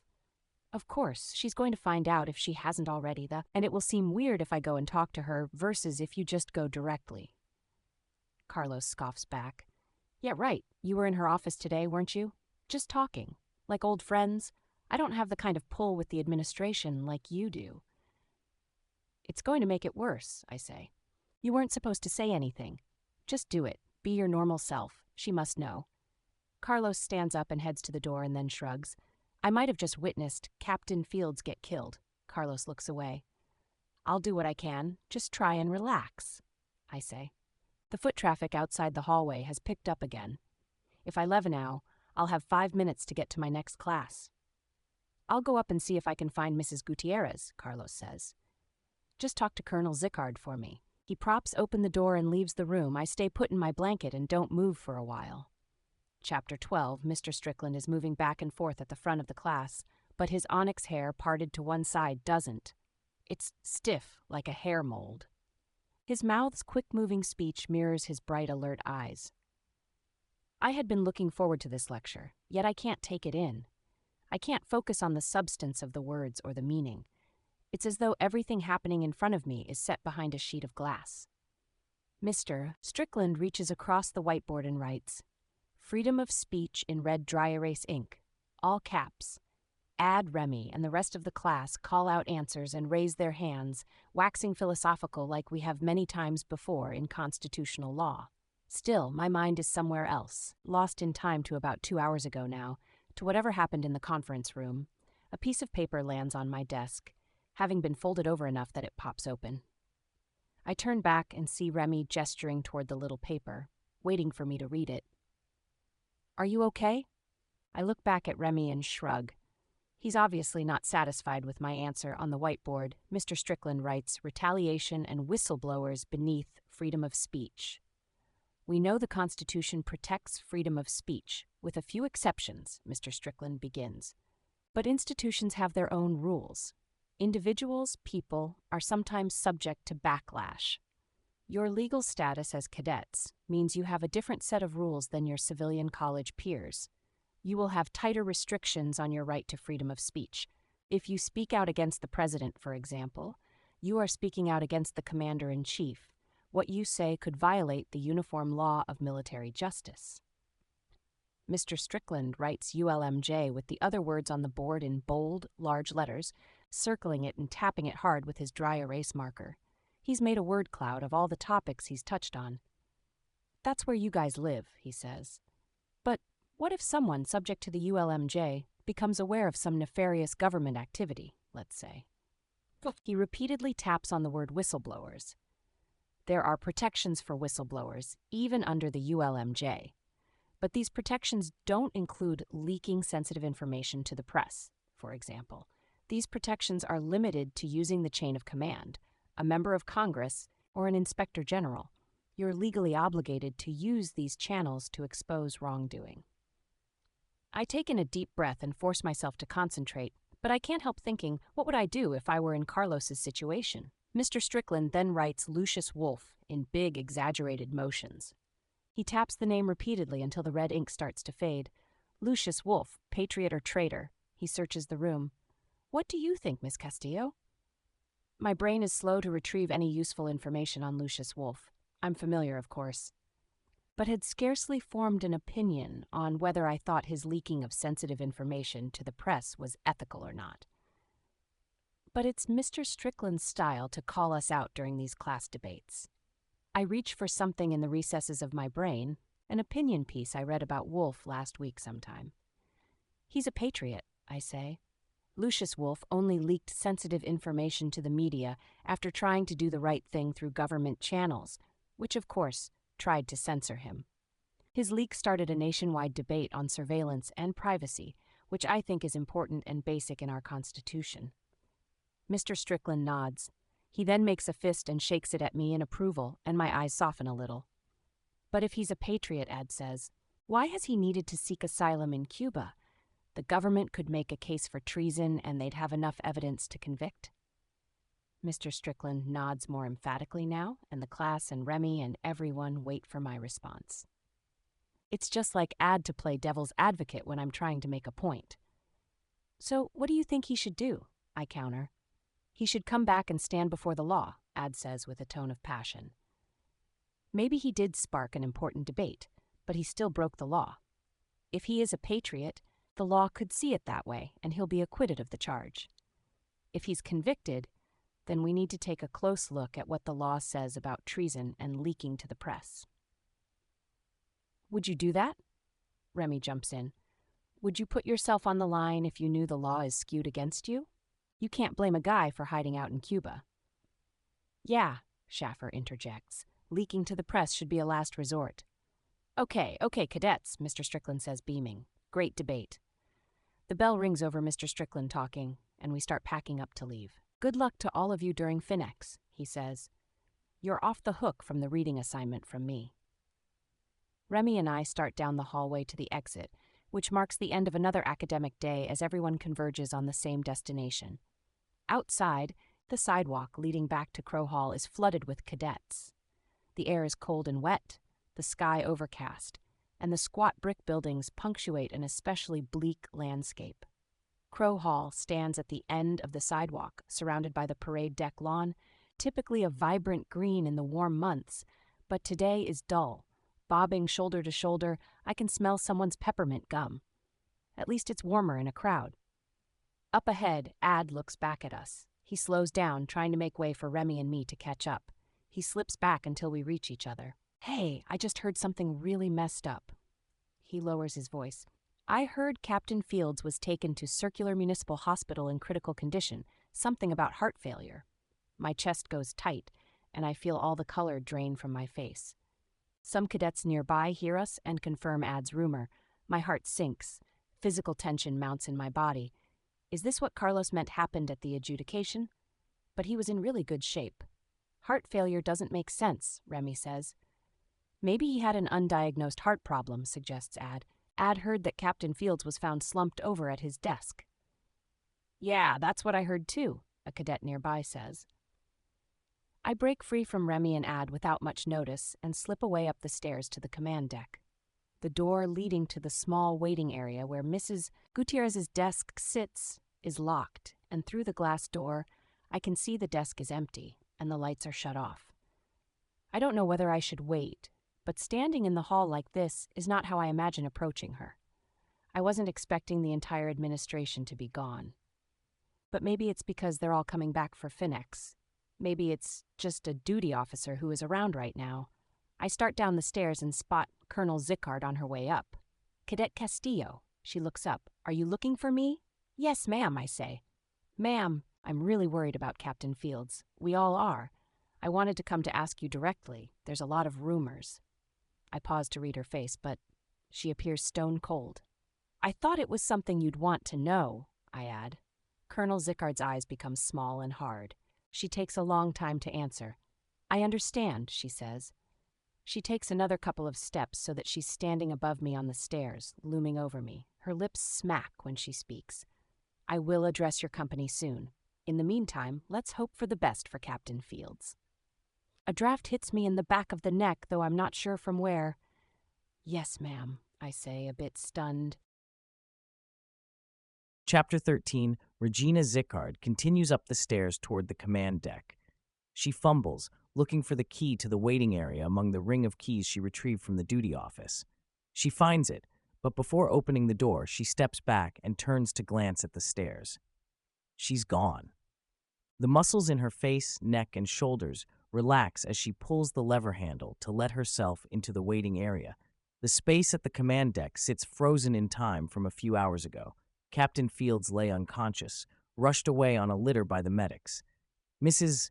Gutierrez was urged to go home between sobs and fumbling with her purse and groping at her desk to gather her personal items. Samuels was cuffed face down and taken away by the campus police. Regina had received the brief about what happened from Major Lewis, who had been filling in as assistant duty officer when he saw the violence live streaming through Axel. "Don't go to your office for a few hours," Major Lewis told her. "The CIs are going to want the area untouched." The criminal investigators had gone through, taking photos and reconstructing the scene. Regina made sure to know who was assigned to the case, and when she had all her data points ready to go, she would speak with Jay at Whitman Pharmaceutical to declare her decision to abort her portion of the clinical trial. Regina now notes the papers sitting on Mrs. Gutierrez's desk, all showing the Unified Military Academy letterhead across the top, pens and highlighters out of place, not in the holder at the corner of her desk, and the screensaver. On Mrs. Gutierrez's computer, a dizzying kaleidoscope of fractals folding into one another in infinite variations holds Regina's rapt attention. Purples, greens, and reds spinning, overlapping, descending into what eventually becomes a dark abyss at the center. Regina blinks. "Axel," she says. The screen goes black, and the blue eye pulses on the screen. "I'm sorry, ma'am," Axel responds in a gentle English-accented tenor. "This voice is unrecognized." "Change screensaver," Regina says. "Very well. Changing screensaver." The screensaver appears again, and this time, vibrant colors of origami shapes unfold and collapse into swans and frogs. Regina leaves the command desk, and on her way back to her office, she stops in front of the door to the conference room. She places her hand on the lever. A thought occurs to her. Schrodinger's cat.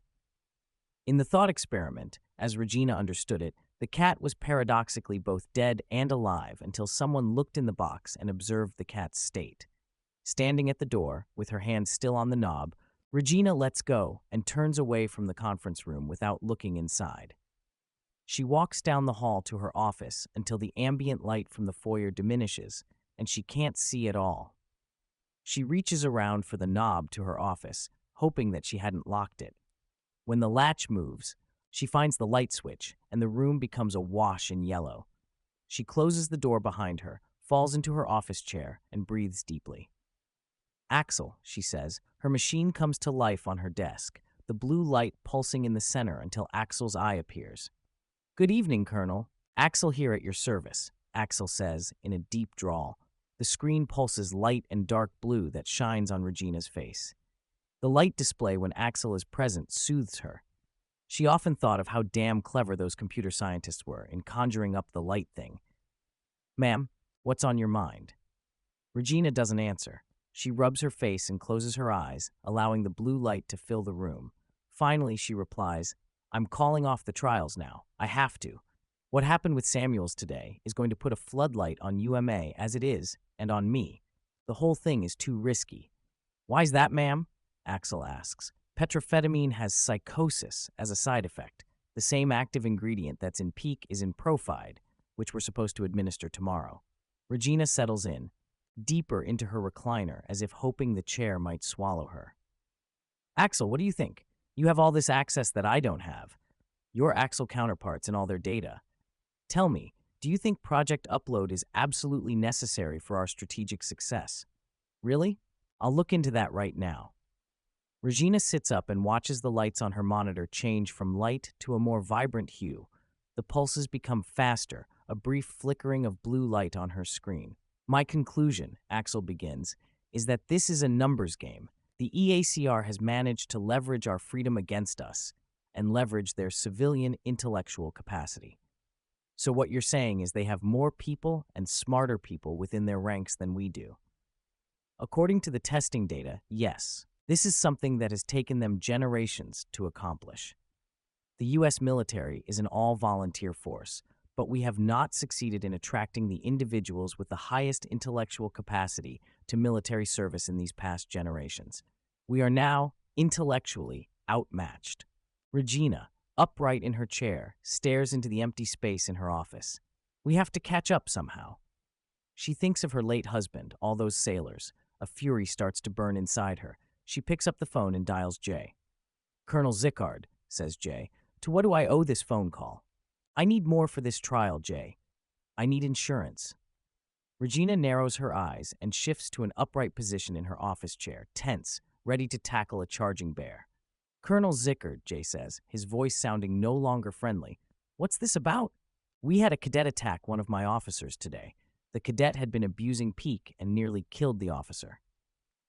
And, Regina spits back, and what about the side effects of this Profide medication? It's the same stuff in Peak, the same active ingredient. This thing could blow up in my face. Regina could hear the bear rushing toward her. Peak is not the same substance as Profide, Jay says, deadpan and short. I don't expect you to understand chemistry. You must trust us on this. Ha! Trust? This isn't about trust, Jay. We're way past trust. This is a cover-your-ass situation. You've got yours covered. I need to cover mine. Jay goes silent on the other end. A cover-your-ass situation, he says, echoing her. Yes, Regina says. Let's not sugarcoat things. She lets the words hang in the silence. Colonel, Jay begins, you probably think that I'm a bad guy, that I'm putting these young people at risk, that I'm treating your cadets like lab rats, that I think they are somehow disposable. Maybe. Maybe you don't. What do I care? I'm the one responsible here. Not you.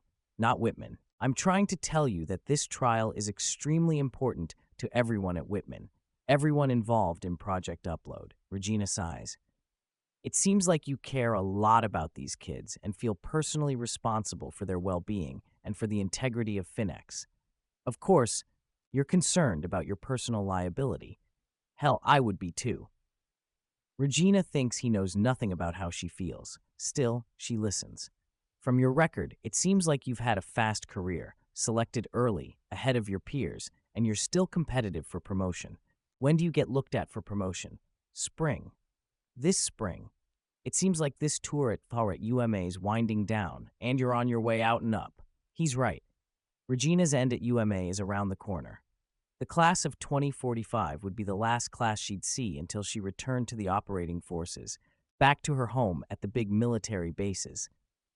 That's why you've had the sort of career you've had, Colonel. You do the hard stuff that your peers can't do. You probably don't think I respect the hell out of you and what you continue to do for this country. Well, you'd be wrong. Regina, sitting on the edge of her office chair, rubs her face, soothing her facial muscles. What am I to do about this issue I'm having on campus? She asks. With the cadet who attacked one of your officers, I'd say go with your normal protocol. This is unfortunate for you and that officer of yours. You have a lot on your plate right now, but you can handle it. On the bookcase on the other side of her office, Regina studies the small awards on display, tokens of appreciation, and the going-away plaques from the different units where she had served from her days as a company grade officer. She has her old unit flag in a shadow box display, She has a little wooden stand holding a combat knife with a placard that says, Captain Zickard. Her collection shows years of service and hundreds of junior enlisted and officers who look to her. I still don't like it, Jay. Any of this. Colonel Zickard, if you fail to execute your portion of the clinical trials, you will be in violation of a direct order issued by a higher authority, Jay says. The Project Upload Task Force has chosen you to execute a portion of the clinical trials. If it's done correctly, according to Whitman Pharmaceuticals' instructions, you will be within the bounds of ethics. They say when a bear attacks, one's best chance for survival is to fight back with kicks and punches to the face. Regina had braced herself for an attack that somehow never really came. Jay was right about everything he said. Stunned, Regina realizes that it doesn't matter how she feels about Project Upload. Orders are orders, and she's a soldier. She had clawed her way through the ranks for times like this.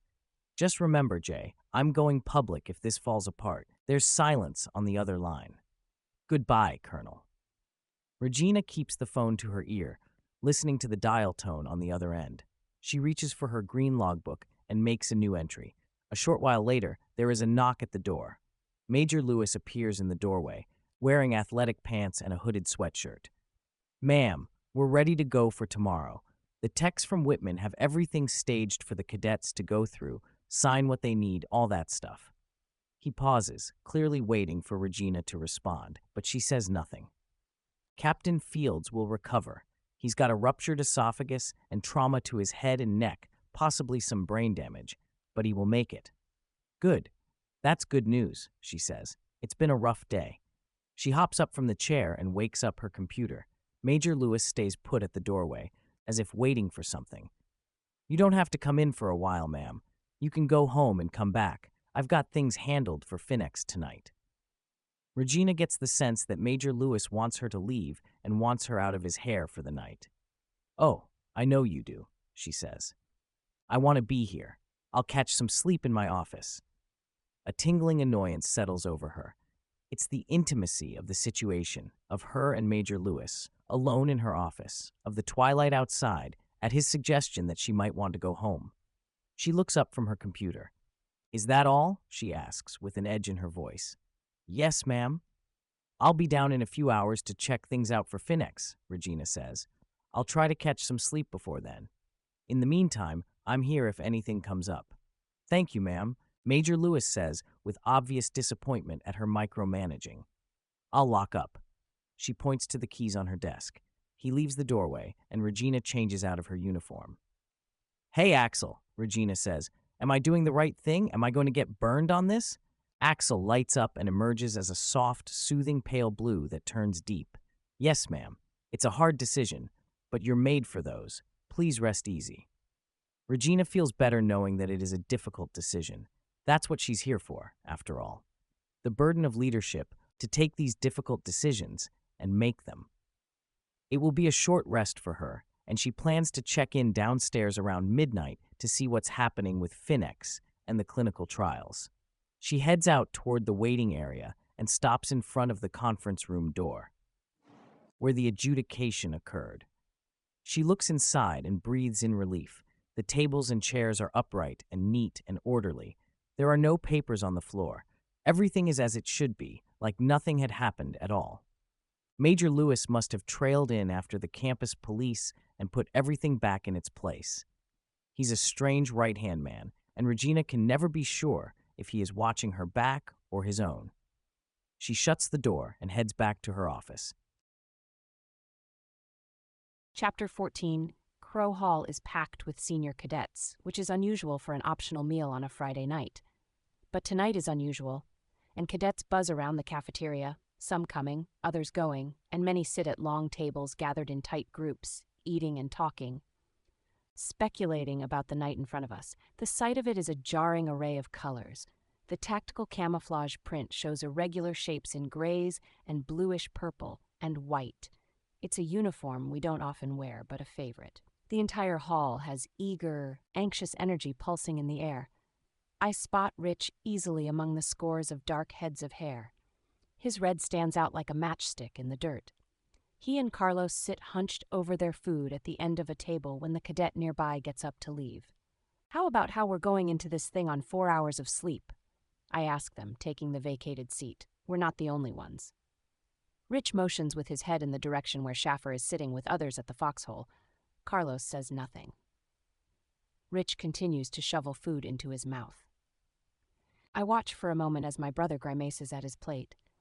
The three of us sit and eat in silence. Scraping the bottom of the plate for the last bit of mashed potatoes and gravy, Carlos gives up and sets his napkin on the table. "Hey, don't go anywhere yet," I tell him. Rich sets his napkin on the table. "I'll leave you guys to it," he says as he gets up to leave. The clang of forks on plates and chair legs moving back and forth across the tile floor gets louder as cadets wrap up their meals. Carlos keeps his eyes on the movement and then stares at Schaffer. I imagine the wheels in his head spinning, and they're no doubt resentful thoughts. Carlos finishes his water and leans back in his seat, clearly now ready to hear whatever I'm about to bring up. "How are you doing?" I ask. Carlos shrugs and bristles. "What do you mean?" "Yeah, I'm fine. You know, about what you told me earlier." "Oh yeah, that. Well, I'm just great, Carla, you know. Who cares that the rumor mill has run wild? Who cares that Samuel's roommates haven't heard anything about him since the adjudication? Yeah, all that's great." "You probably think nobody cares about the truth, Carlos, but it will come out." "The truth? I know the truth. You know the truth because I told you. But these people," he points a finger upstairs to the administration floor, "they don't know the truth. They don't know the truth? No, they don't. How could they? No one has asked me. Nobody. Isn't that a thing in investigations or something, to question people as soon as possible?" I let his question sit between us. I've become so attuned to when I need to talk Carlos off the ledge that it's become a strange autopilot response. Years of practice since we were kids, with our parents and teachers, all through grade school. Now here. What had always been so obvious to me has never been with him. For being twins, our personalities couldn't be more different. You care a lot about the truth. I know you do. And you care about whatever might happen to Samuels. And you're probably thinking the administration is hiding something, I begin, perhaps a little too strong. Don't go and try to save the world about this. There will be an investigation, and you'll have a chance to give a statement. I hear it now. I listen to myself slipping into this voice I have when I decide that I must do whatever I need to keep Carlos from going rogue. Don't feel like you have to go save the day about this. It's being handled. "Okay," Carlos says, shaking his head. "Whatever you say." He sits back in his chair again, seemingly resigned. "Did you do that thing I asked?"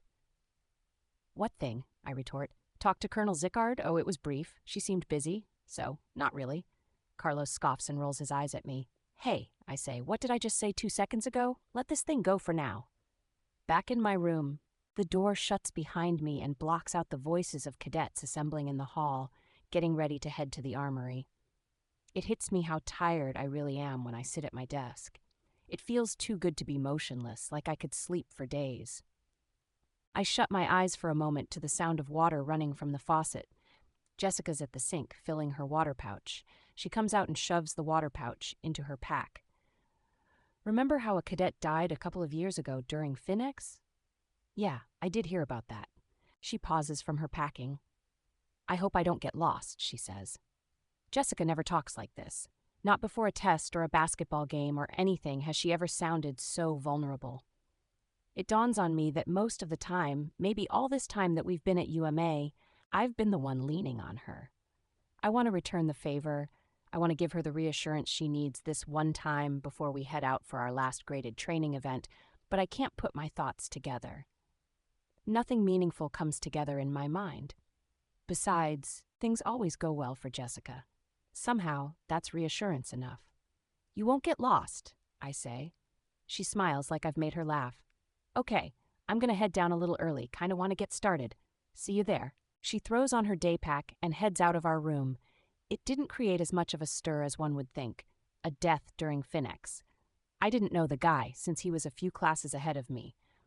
The administration and outside investigation deemed the whole thing a training accident. The commanding officer was relieved of his duties, and that's when we got Colonel Zickard. There's a pulsing at my wrist. Cadet Castillo, I commend your leadership of Cadet Castillo at the evening meal tonight. I stand frozen at my pack, stunned at Casel's interjection. His voice is kind and innocent. My watch lights up a soft, pulsing blue. Yeah, let's just say I know how to save my brother from himself. I zip a pouch compartment of my pack. Casel, I didn't know you could hear us. His blue light pulses. As of the new software update, our OS is more interactive. You acknowledged the change in the updated terms of agreement. Axel's display shows my own initials staring back at me. I don't know anyone who actually reads the terms of service agreements. I didn't. Axel, go to sleep. The light on my watch makes one long, bright pulse and goes dark. I get a chill from a draft in the room coming from the ceiling vent near Axel's eye. Never mind. I look around my room for anything I might have forgotten. Downstairs in the armory, the basement feels like a meat locker, 20 degrees colder than the upper floors. The line of cadets along the wall stretches out into the hallway. Cadets lean against the wall or sit down while others stand together in little groups. I look around for anyone I might want to wait with, maybe Remy, or even Ad. There's Jessica. Her black watch cap poofed out at the top makes her look taller than she already is. Doran sidles up beside her wearing his watch cap the same way, bulging at the top. Jessica cracks a soft smile and they both seem to gush at each other. She's at least 6 inches taller than Doran. The truth is, the fact that she likes Doran makes him 100 times more tolerable. There must be some genuine redeeming quality that only she sees in him. Still, they make an odd pair. I spot Remy lying down using his pack as a pillow, arms crossed in front. I toss my pack in the empty space next to his, letting it drop to the concrete slab with a loud smack. He opens his eyes and nods. If you had to pick the person you absolutely didn't want on your fire team, I ask, lying down next to him, who would it be? Remy rubs his face with his gloved hands, then pulls tight into himself. I don't know, he says, his eyes closed again. I get along with everyone, and if I don't, it doesn't matter. So, no one. Really? That's it? I ask. Yeah, he says. It's not hard. Remy keeps his eyes closed. I give it some thought for a moment, and it doesn't take me long to come up with an answer. I had him in mind the moment I saw him. I would hate being on a team with Doran. Remy frowns from under his watch cap. He clearly gives it some consideration, and then he shrugs. Who cares about that guy? I shrug back. I don't know. He's always coming around to see Jessica, and I can't understand what she sees in him. He's just so obviously full of himself, I say. Yeah, so what? I don't think he's all that either, but I'm not going to lose sleep over the guy. Remy uncrosses his arms and pulls back on his watch cap so his eyes show more. You know what your problem is? He says, looking at me now. I didn't know I had a problem, I retort. You care too much about what other people think and do, he says.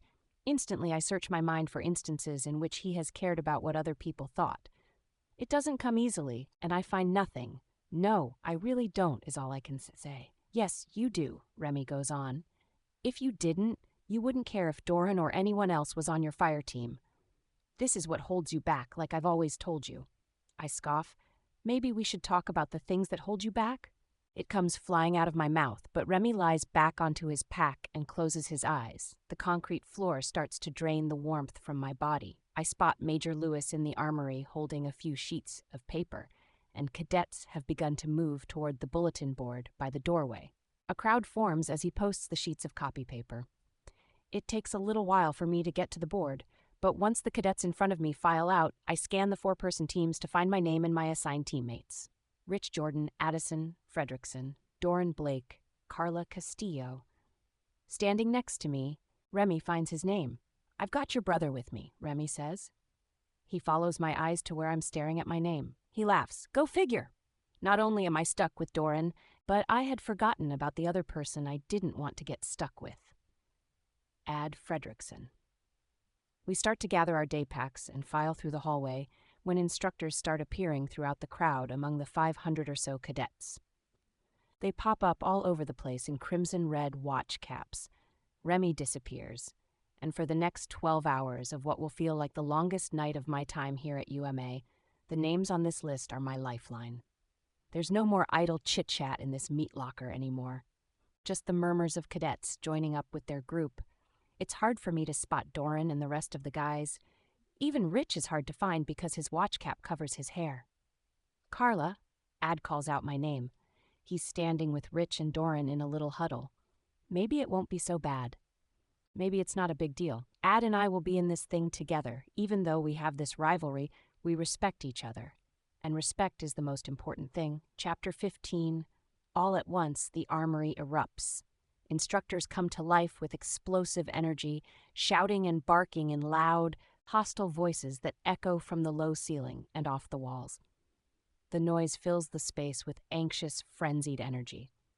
They're priming us for the graded portion of Finex by ramping up the tension during this intake phase. Everyone knows that the best thing to do in a boot camp-like situation is to blend in with your environment by mirroring your behavior with everyone else's. The instructors want us to get up and move. But where to? We all stand around a beat, bewildered by the shouting. Ad's big, round eyes say it all. An instructor calls out our names like a foghorn and sends Ad, Doran, Rich, and me hustling down the hall, where one of the instructors has propped the door open, letting the cold air from outside fill the basement. Cadets, now formed in little fire team groups, run around the basement hallway. Over here, Ad says, we file behind him to a room lined with cardboard boxes to receive our meal rations for the next 12 hours. Getting issued meal rations under scrutiny is always a trap. It's too tempting to stop and look for your favorite food when you're supposed to move fast. The instructor nearby watches like a predator, clearly waiting for a reason to pounce. The cadet in front of me stops to read the label of the meal ration. "Take it and go," the instructor yells into his ear. Her voice is shrill and piercing. My ears get hot with a mix of mortification. The cadet takes the 2 packages without looking at what they are this time, and then he scurries off. Even though it's training and these aren't personal attacks, the attack is still personal because it's real and an attack on one's person. I give the instructor nothing to notice when I take my rations. Ad, Rich, and Doran do the same. The instructors order us to the next room, which is the medical area. Now, says Ad, that's how they did it last year, since everyone was here. I get to the table and wait for the civilian, who looks very conspicuous and non-military on account of his chubby face. He takes an index card and slides it across the table. Chapter 23. Major Lewis sits behind a gray folding table. Rows of crimson-red folders line the workspace in front of him. A dozen radios spew beeps from the open case on the floor and static noise into the cold, empty basement. "Good to see you, ma'am," he begins, standing up from his metal folding chair and lifting his fist to show energy and camaraderie. "We're holding down the fort, as you see." He motions back at the clinicians asleep on the cots behind him. "At least I am. The cadets have been at it now for a few hours. A couple of teams are on track for completing by a 5:45. Major Lewis is cool and relaxed despite the hour. Unlike Regina, Regina's face is puffy, like she's never had a full night of sleep in her life. She cradles her coffee mug with 2 hands, blowing into it, making a little cloud of steam. "Is the heat broken?" she asks. "I couldn't tell you, ma'am." Major Lewis looks around. "My sense is that this space just doesn't stay warm very easily." He is clearly trying to read Regina's expression. "I'll check in with facilities tomorrow." "Please do," Regina says. She then takes in the scene, particularly the clinicians sleeping in the back. Whitman sent 2 clinicians to support Major Lewis in administering the trials. The one facing her direction couldn't be more than 30 years old. She resists the urge to confirm another instance of working with unprofessional and lazy civilians. Major Lewis makes his way over to the young guy and gives him a shake to get up. Regina turns back to Major Lewis. "Tell me about the trials," she says. "Axel," Major Lewis says. "Show cadet locations for Finex." "Yes, sir," says Axel. His English accent is upbeat. Jarring for 200, Axel pulls up a live topographic map of the training area. Tiny red dots in clusters of 4 appear on the screen. They show hardly discernible movement as the cadets move about the training area, and the dots wiggle on the screen. "What's this?" Regina asks, pointing to a lone red dot on the screen. She taps the glass and Axel zooms in. "Cadet Doran has been alone for several hours," Major Lewis says, coming closer to the screen. "He got himself separated from his fire team earlier. Of course, they haven't been more than a click away from each other the whole time. He sits back down in the metal chair. It's only a matter of time before they link up again. Regina watches the screen. It's true. Cadet Doran is within a short distance from the 3 red dots that she sees now, representing the other members of his fire team. She studies the other dots on the map, all little groups of 4 moving slowly in clusters, except for some single ones. And these other lone dots? She points to the screen again. Are these also lost cadets? Major Lewis frowns at the scene. He touches the first dot, then the second. Addison Fredrickson and Byron Schaffer's data cards pop up in the window. They must have just gotten separated from their teams. Major Lewis taps around the map on the screen, investigating the data. Now sitting up on his cot, the clinician puts on his glasses. What about the data we're collecting? Regina asks, still standing over the laptop, watching the dots. There's a pause. Major Lewis motions to the clinician. Axel is recording heart rates every hour, says Major Lewis. That's right, ma'am, Axel says. I am recording a reading from the cadets' devices. Major Lewis shuffles through some papers on his desk. His thick eyebrows stand out beneath his watch cap. He scans the papers, waving a hand across the list until he seemingly finds what he's looking for. These are the signatures for the experiment group. It's 248 cadets in the control group. He hands a clipboard to Regina that holds a printed sheet with a matrix of numbers, dates, names, and military time. She receives it from him, glancing quickly, but not taking in the information. What sort of data will you collect when the cadets return? She asks, handing the clipboard back to Major Lewis. The clinician looks more alert and awake by the second. We'll cycle them back through a post-screening, record their blood pressure and pulse, and do a quick interview. The clinician hands Regina a form with the survey questions. Some of the questions catch her eye, questions rating irritability, paranoia, and anxiety on a scale of 1 to 10. She hands the clipboard back. We expect to see no statistically significant difference in the experiment group compared to the control group. We want to rule out the possibility that Profide will affect heart rates, the clinician says. Major Lewis didn't have any luck rousing the other clinician, his face still toward the wall. And do Whitman clinicians sleep through all their clinical trials? Regina asks. She motions to the clinician, still asleep in the corner. Ma'am, the Axel platform collects the data. We remain on site for any anomalies, but the bulk data collection work from us happens at the start, and the Regina winces as she smiles. Well, I'll be sure to let your boss know that the trials were not important enough to stay awake. She focuses back on Major Lewis. Have we heard anything more about Captain Fields? Major Lewis' eyes narrow. He'll live, he says coldly. I have a feeling there's more peek getting passed around the jock and gym rat crowd. I never would have guessed Cadet Samuels, though. Major Lewis frowns. Well, maybe I would have. He takes a step closer to Regina. If I may recommend that you launch your own investigation, I think that would be smart. He places emphasis on the T sound. Regina nods. I'm also told by the hospital that Cadet Samuels has recovered from his episode. He doesn't remember anything. She shakes her head. Who else was there? There was Mrs. Gutierrez, so she'll need to be interviewed. Did we have a witness cadet? Yes, Major Lewis says. It was Cadet Carlos Castillo. I spoke to him shortly after the episode and ordered him to stay quiet.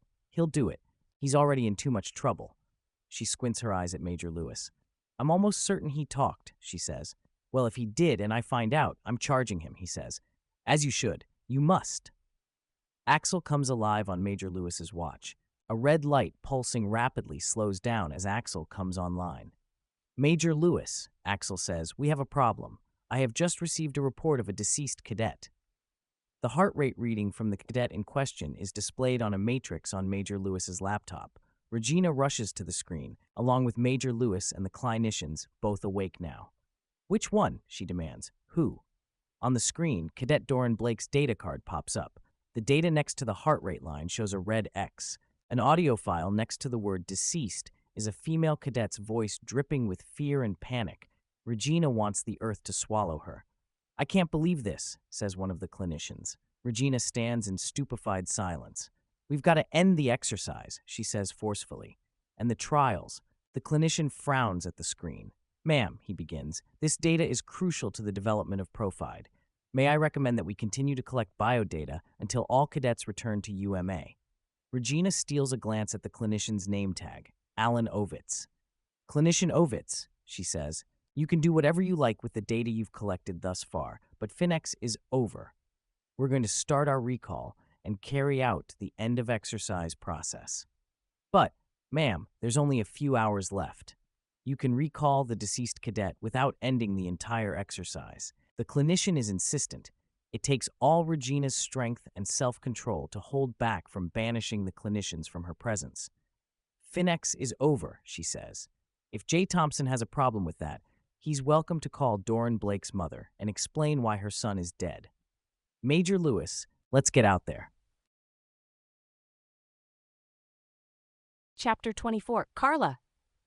I know what I'm supposed to do. I'm supposed to respond to whoever calls my name, but I can't. My rational self, this self, is trapped deep inside, but my reptile brain has taken over and has left me freezing in the fetal position. I am strangely aware yet powerless to move. My muscles have spent tense hours seizing, bracing from the cold. My toes and fingers throb in excruciating pain as the nerves inside give up and die. Still, someone is calling my name, but I think he'll have to try harder to get me out of this coma. I want to sit up, to scream out, but I can't. Nothing will cooperate. Carla. Okay, that's better. This will hurt. He's pulling me upright, but my body won't cooperate here either. I can't stay upright. Thump! It's a sharp pain in the joint of my shoulder. This one spot throbs like the muscle is a bruise, a very localized pain radiating through my arm and into my neck. It's the site where I received a shot. I forgot about the shot. Two faces stare at me, waiting, anticipating something. It takes me a minute to recognize one of them. Carlos, I barely get his name out. You're okay, he says. His eyes are big and round, but still I believe him. We've got to move. Cadets are attacking other cadets. We can't stay put. Carlos helps me onto my feet again. My day pack sits nearby. Thrown on the ground, I take a drink of water and put it back on. We were told to stay here. It's Rich. He hadn't left me after all. He sits on the ground with his pack next to him. What happened? How long have I been out? I ask. Rich shakes his head. I don't know. 20 minutes? I thought you were dead. He doesn't move or look at me when he says it. He's clearly shaken up. I had seen the headlights and heard the truck and just came this way, says Carlos. Remy's real sick. Axel won't put us through to the operations center. I was trying to get to the next point as fast as possible for an instructor or something. The small clearing where the three of us sit, where the truck had mysteriously come and gone, where Doran's body once was, feels like a stage. The moon casts its light on us, and I can make out the details of Rich's deadpan face and Carlos's alarm and agitation. All around us is a darkened abyss where the moonlight doesn't seem to reach.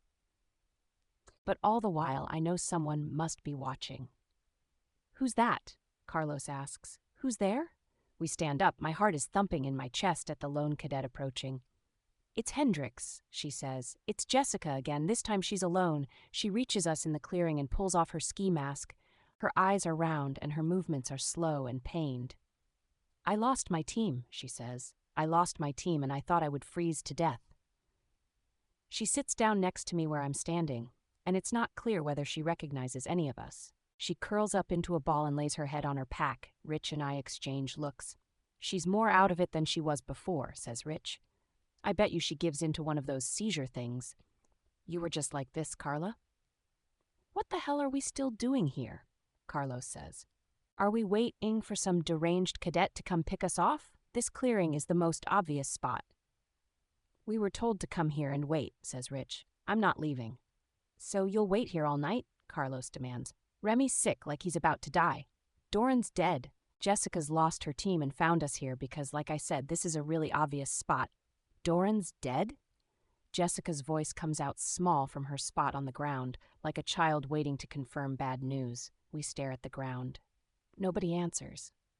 Rich sits back down and resumes his place staring out, potentially watching the darkness for help that probably isn't coming. Carlos is right, Rich, I begin. Maybe we all should go. It's not safe. So go, Rich barks. But I'm not well either. I don't have it in me to move very far, and where would we even go? The tingling feeling comes back to me. 1,000 ant legs crawling along my skin conduct a small electric current swirling just below the surface. Carlos helps me up, carrying me from under my arms. "Come on, Carla, we've got to move," he says with obvious frustration. He then backs away to see if I can stand on my own. However, it's not the physical effort, it's the mental effort, the concentration just to hold steady. What's wrong with me?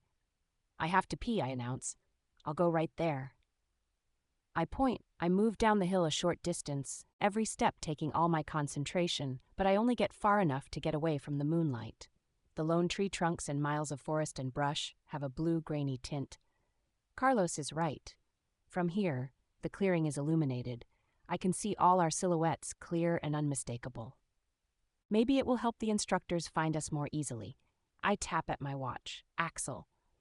My voice is panicked. I can't help it. The blue light pulses. "Axel, I'm scared, and everything for me is out of whack."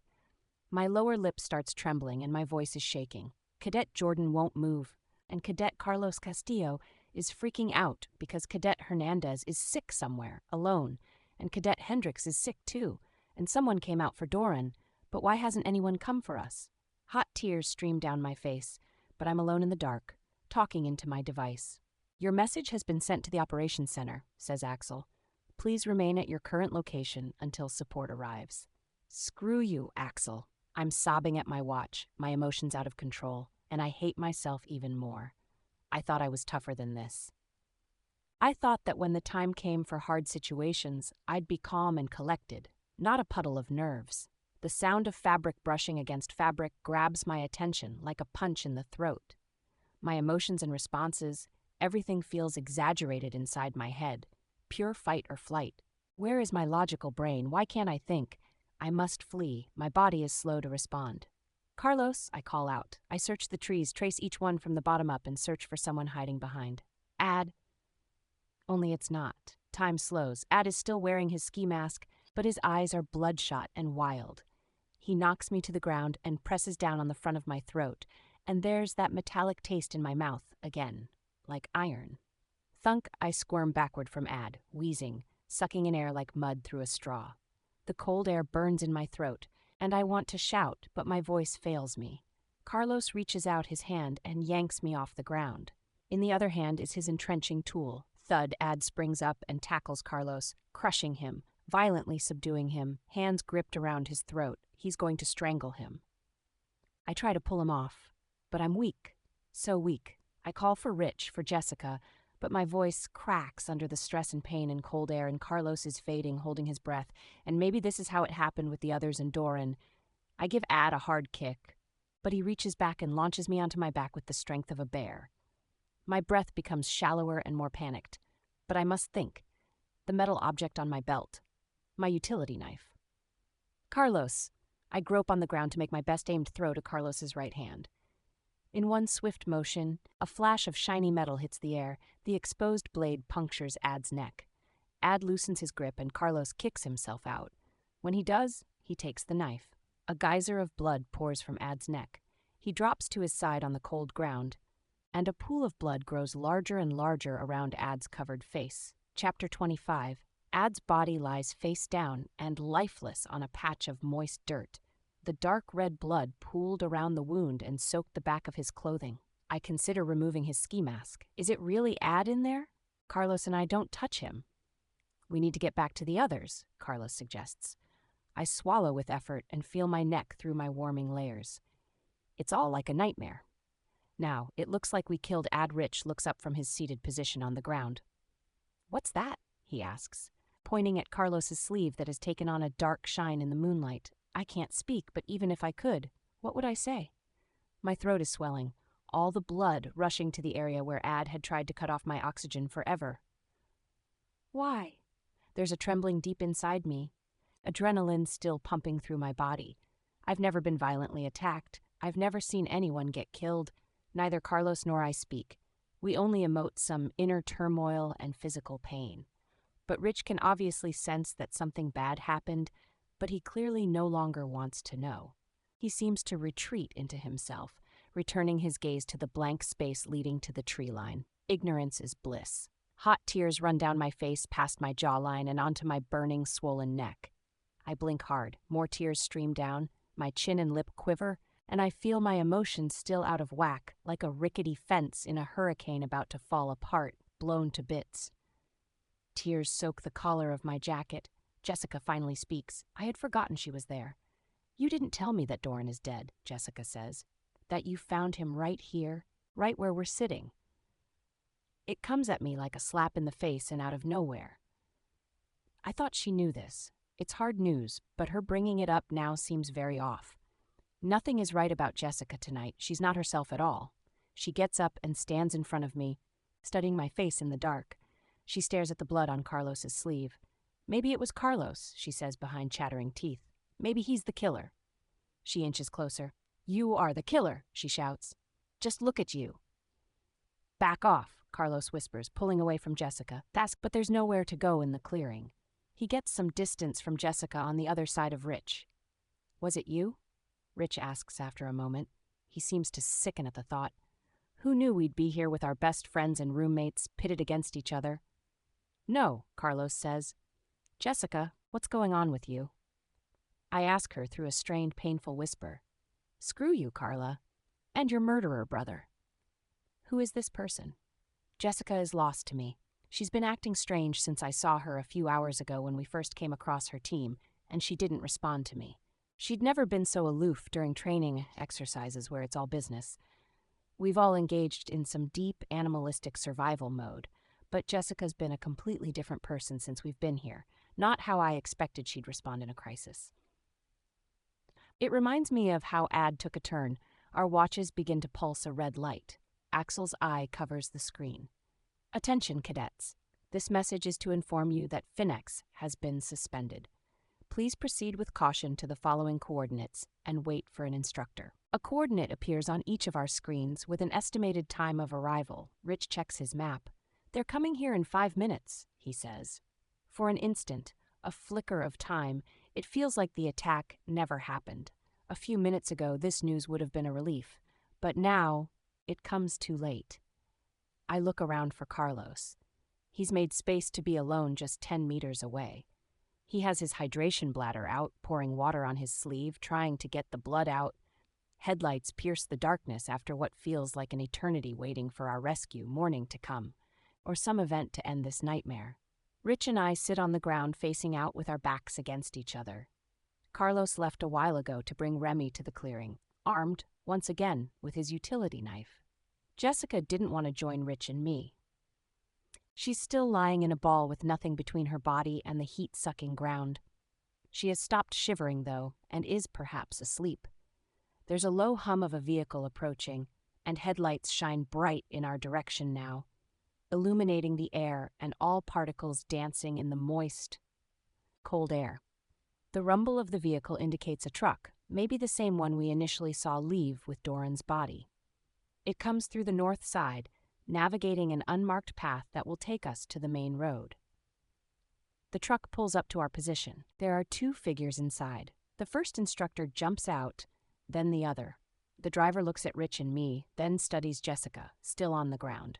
"Y'all don't look too distressed," he says, motioning toward Jessica. "This one over here is asleep."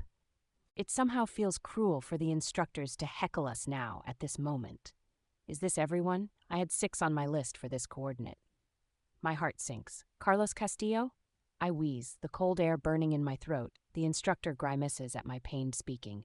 "He's coming. He'll be here." I cough, and it makes me see stars. He went to get Remy Hernandez. Who else? The instructor shakes his head at me like I've irritated him with my injured throat. He swipes his watch for the data. Carla Castillo, Jessica Hendricks, Rich Jordan, Carlos Castillo, Remy Hernandez, and Addison Fredrickson. He looks up at us. I blink.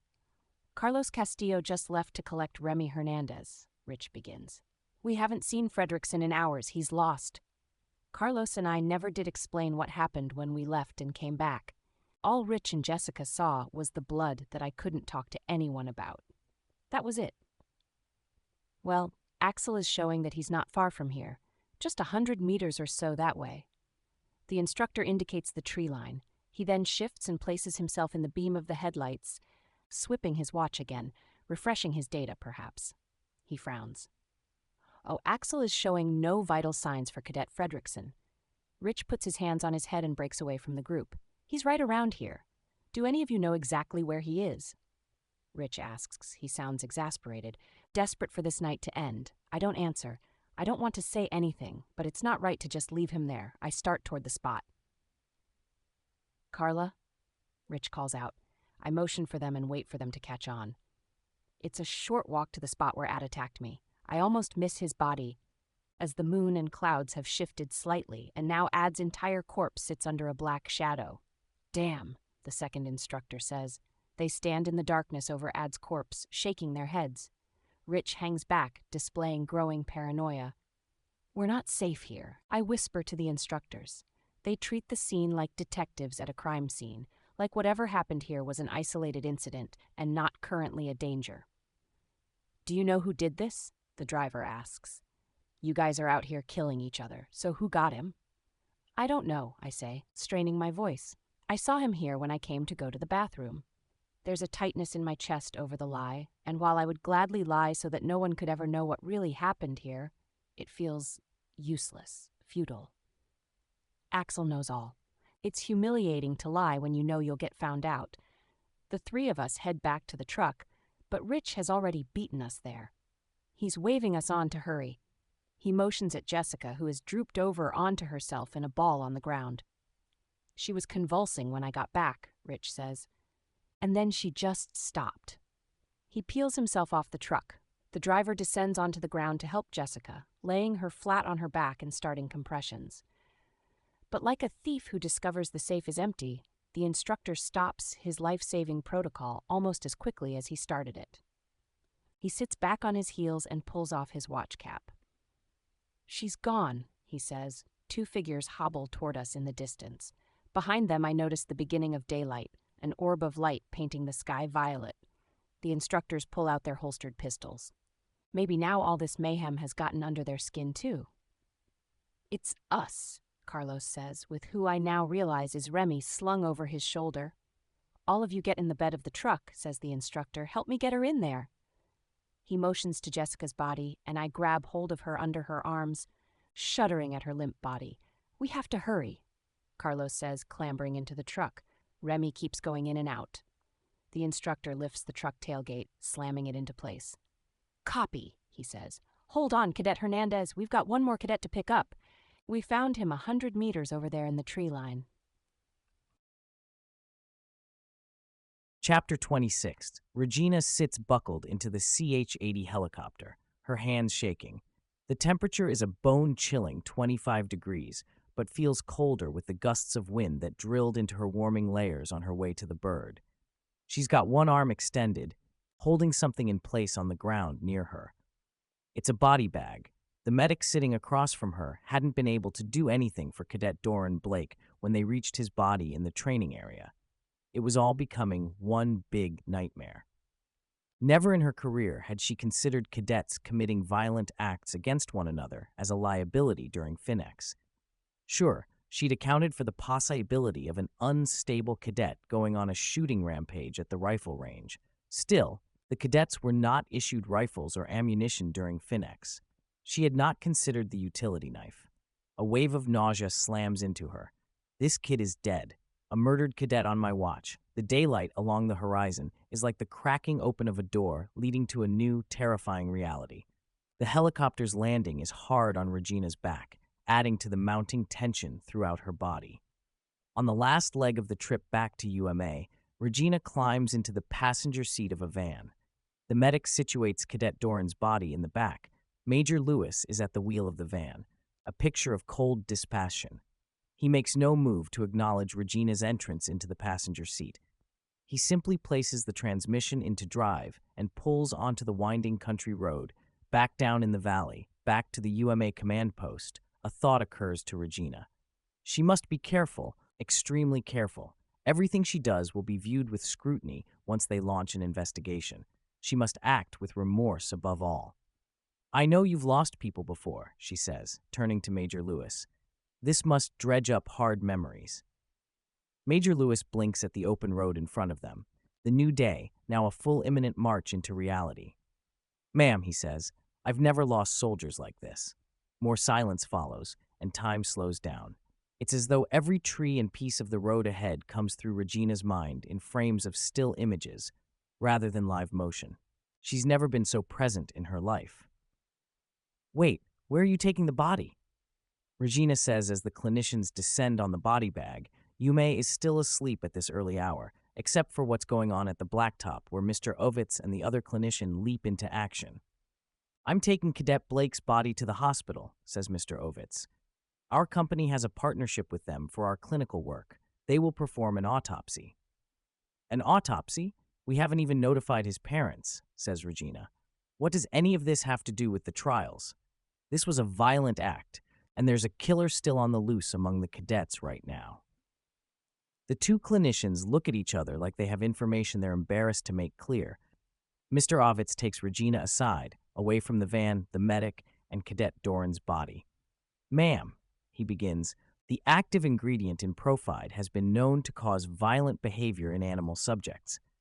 The spike in violent behavior in adults aged 19 to 22 is linked to the drug Peak, which has the same active ingredient. Mr. Ovitz explains this the way a doctor would tell a pregnant woman where babies come from. We're aware of all this, but the purpose of all this development is to harness the benefits of Peak without the side effects. I thought you understood. Regina squints hard at Mr. Ovitz as she fights off the smirk threat, meaning to break across her face. She wants to put her thumbs on Mr. Ovitz's eyes and push until he starts to bleed. Of course, she knew about the Peak Profide connection, but somehow it still had to come to this. Regina clenches her jaw to keep from showing her utter cynicism at the way the whole thing has played out. I see, she says. Mr. Ovitz begins, clearly more carefully this time. The autopsy was part of the signed consent. It's to protect the findings and the integrity of the trials. He looks at the body bag now placed on a rolling stretcher. It's terrible, he says, fixing his eyes on Regina, but this data is crucial. We can't have a cadet die as part of the trials for no purpose. The clinician and medic wheel the stretcher away as Regina considers the avalanche of paperwork and protocol involved with the death of a cadet. The pit in her stomach starts to turn. I'll be in my office, she says before tapping Major Lewis. Get everyone back here and accounted for. He nods in response. She turns away into the building as tears start streaming from her face. She cries all the way back to her office. No sobs or whimpers, just a flood of tears, like the release of a pressure valve. Relieving the tension from her entire body in the form of tears, she falls into her high-back leather chair in her office and opens her email to begin composing. Shit, shit, shit! Her eyes tear up from stress. Doran was popular. How will everyone respond? And the regiment, the parents. No time for crying now. She sits down to call Jay. She brings out her green logbook, preparing to make a new entry. This is Jay, says the voice on the phone. Regina glances at her watch and notes the time. 0701, Saturday. So much has happened, and it's only Saturday. It occurs to her that she doesn't know whether Jay is at home somewhere in northern Pennsylvania, crunching data from the trials. He should be working on the trials. But then again, the clinicians had spent the night waiting for data. They were asleep during the actual trials. Whitman had handled everything so poorly. This is a comfort to Regina. The clinical trials are a catastrophe, she says. I have a dead cadet. There's a long silence on the other end. Christ, replies Jay. Consider this a courtesy call from me. Get ready for what's next. Just a minute, Jay says, irritation lacing his voice, but Regina hangs up on him. She then paces around her office and considers the headline. One cadet is dead, thanks to a clinical trial for Profide gone tragically awry. Okay, she says out loud. I need to think. Axel. Hey, Axel. Axel's eye comes to life.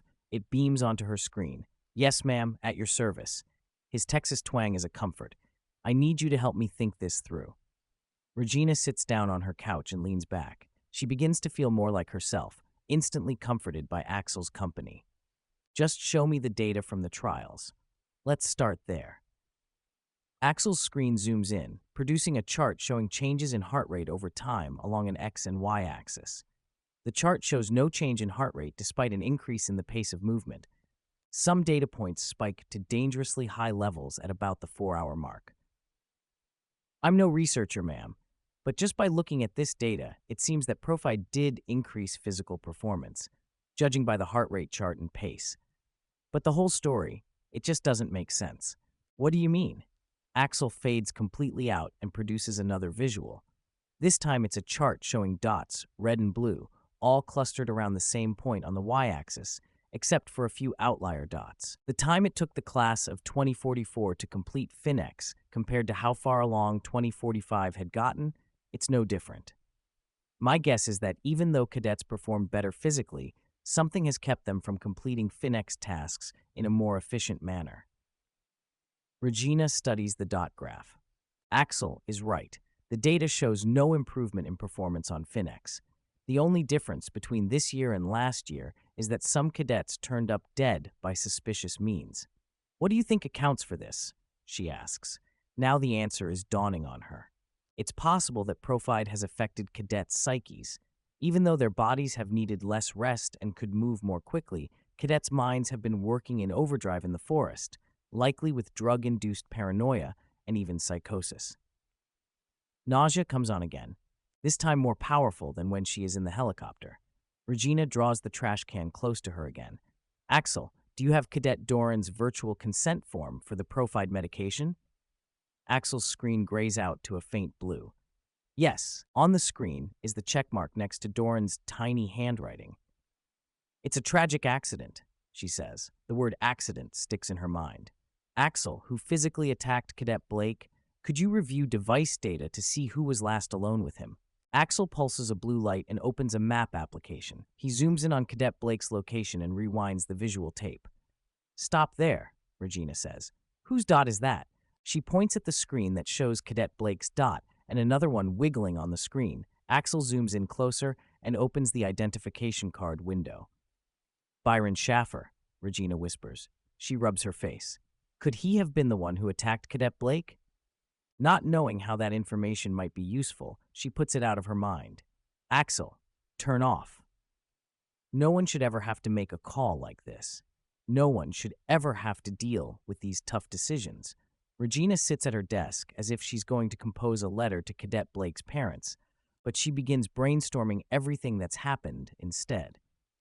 She'll have Whitman report on the autopsy that the cause of death was chemically related to the drug trial. She'll make like Cadet Schaffer was never in Doran's vicinity because it's cleaner this way, without the psychosis.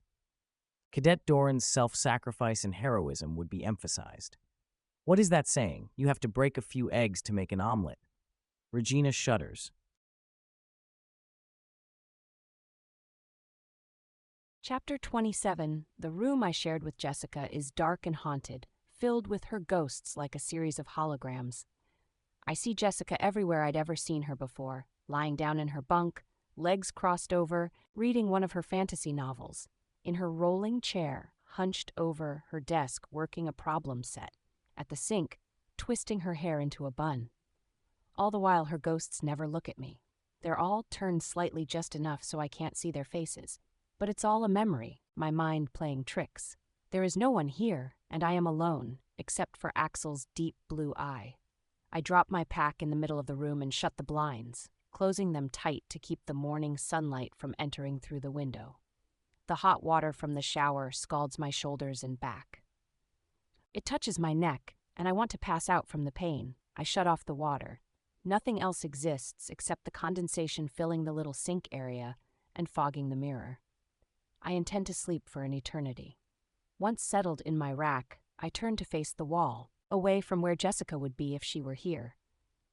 The glossy cement wall sits a foot away from my face. I don't want to see her ghosts anymore. Her stuff is still here. It's as if she'll walk through the door any minute, but of course she won't. I shut my eyes, willing myself to sleep, but the incoherent racing in my mind won't let me. My watch buzzes. I pull my arm out of my blanket to see the screen. There's a post-exercise assessment due. A little exclamation icon at the bottom of the text shows it's urgent. I tap to get started. Do you feel FinEx-assessed attributes important to being a military officer? Swipe up for yes, swipe down for no. I swipe down. Do you feel satisfied with your performance during FinEx? I swipe down. Thank you for your feedback. Axel. That's it. I shake my head. Is that all there is to know about the past 12 hours? Bang, bang, bang. I'm not decent. I wheeze instinctively. even though I'm fully dressed in my bed. You need to take your exit survey for Finex. You're on the list, says the voice through the door. It's one of the junior cadets on hall duty. My heart starts racing. This is it. They've already launched an investigation, and they're doing an interview. I pop out of the rack. Where do I need to go? I whisper through the door. My feet ache when I slip on my boots. I work up the courage to raise my voice. Where do I need to go? The command post in the basement, the duty replies. I'll go now, I whisper. Who have they asked already? Is it just our group? But there's no answer at the door. My heart beats faster. I sit down at my desk, trying to regain my composure. I need to sleep, or maybe it's that I haven't eaten, or maybe it's my head. It is working overtime. I study Jessica's desk and the faces in her little photo collage at her desk. There are photos of her family, her parents, and even me and her on our first parent visit. They all stare back at me, and the novel on her desk, the one with the cloaked woman on the cover, it's there, with the bookmark stuck 3/4 of the way in. I'll tell them everything, I say quietly to Jessica's ghost. I'll tell them exactly what happened. They'll figure out what happened to you, and Doran, and Ad, and whoever else. So it never happens to anyone again. Tears stream down my face as I head out the door. Downstairs in that meat locker space where the instructors cycled us through medical before Finex, I spot 2 clinicians working at their machines in lab coats, taking photographs of the slips of paper we had signed. These guys don't look like command investigators at all. Cadet Castillo, one of them says, looking up at me. His large round face stumps me. I'm Alan Ovitz, he says, standing up and extending his hand. I'm one of the clinicians handling this clinical trial. What? I ask. The ground beneath me starts to shake. Mr. Ovitz shakes his head, hand still extended.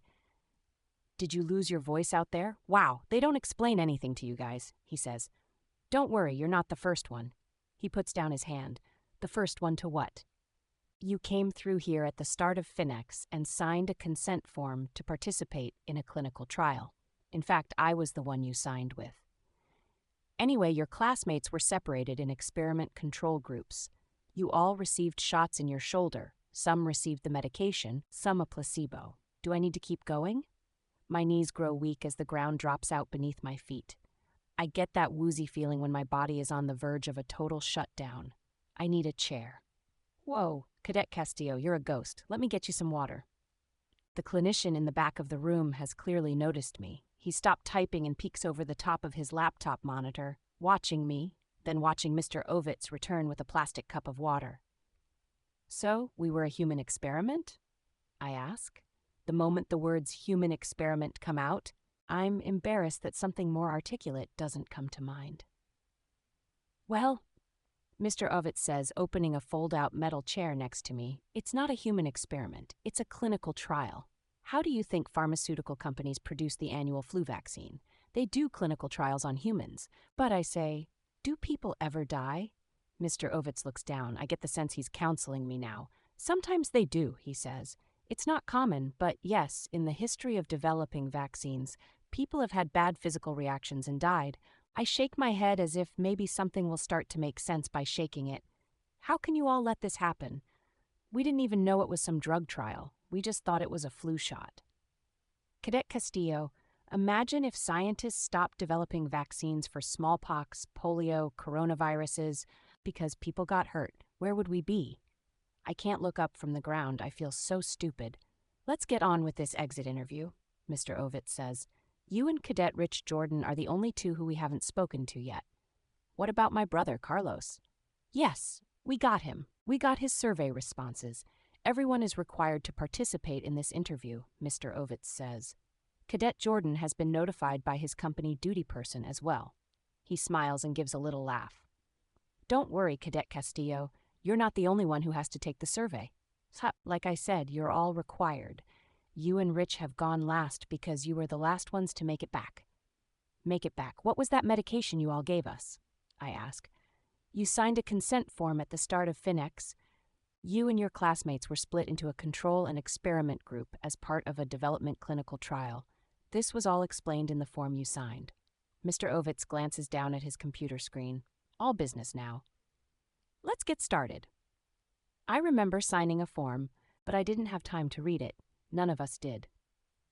Mr. Ovitz sits back in his chair and shrugs. Look, I'm just a lab tech. I didn't design these trials. If you've got question, you have to take it up the chief researcher. How do I do that? He moves slowly toward the messenger bag propped up against the fold-out table. He reaches for a card in one of the pockets and hands it to me. He's the head of this project, the military liaison. Contact him. I take the card and glance at the name, J. Thompson. So, he expects me to email some pharmaceutical executive and say, what exactly? I settle back in the metal chair while Mr. Ovitz turns his attention to his computer. Okay, did you at any moment feel nausea or dizziness during Finex? This is an easy question. I absolutely felt something like dizziness as the night settled in. Yes. Was that earlier in the exercise, a few hours into the exercise, or later in the exercise? I'd say later. Mr. Ovitz taps the glass tile. Okay, thank you. Now, would you say your clarity of mind and decision-making were about the same as always? Worse than usual, or better than usual? This is not an easy question. Near the beginning of Finex, my decision-making felt maybe the same as usual, but my thinking definitely felt clouded toward the end. I can barely land on a response even now answering this question. I can barely decide what I want to tell him. Worse than usual, I say, settling on this as my overall response. Aha, okay, thank you for that. Now, as far as your physical capability, would you say you felt less physically capable than usual, as physically capable as always, or more physically capable than usual? I can't answer this one either. There were moments of hyper-awareness where I felt I could go on moving quickly through the forest for hours and hours. There were also moments of debilitation when I couldn't physically get up. Worse than usual, I reply, feeling more confident in myself and my responses. Okay, great. Thank you, Cadet Castillo. Mr. Ovitz makes a few more taps on the glass. I crane my neck to view the screen, but he has a privacy filter. Is that it? I ask, my voice in pain now from talking so much. You don't want to know anything else? There's no follow-on piece to this survey? Nope, these are all the questions we have for you. He taps and swipes away, appearing to submit my responses. He then sits back in his seat. Thank you. You're done here with us. Frowning, I stand up from my seat. I still feel achy or something. I don't feel so great. How much longer will this medication affect me? Give it another 12 hours. You all are excused from any rigorous activity. By the academic day tomorrow, you'll feel like yourself again. I now recognize the look on Mr. Ovitz's face. It's not calm or friendliness. It's condescension. I want to say more. I have so much to tell him, to tell anyone who will listen, about Finex and this medication. It was terrible, I say. Finex was terrible. Why aren't you asking me about that? Mr. Ovitz shrugs, obviously starting to feel uncomfortable. It's not on the list. There is no place for you to make freestanding comments. I guess they don't feel complaints are legitimate research findings. He furrows his brow and stares at me, seeming to search for something from me. And it's on the tip of my tongue that my friends died. That maybe I almost died. However, something about the way he looks at me stops me, and I discover that I don't know if I trust myself. I don't know if I trust my memory or experience of things. I, too, have been compromised. I understand, I finally say. Mr. Ovitz smiles dismissively.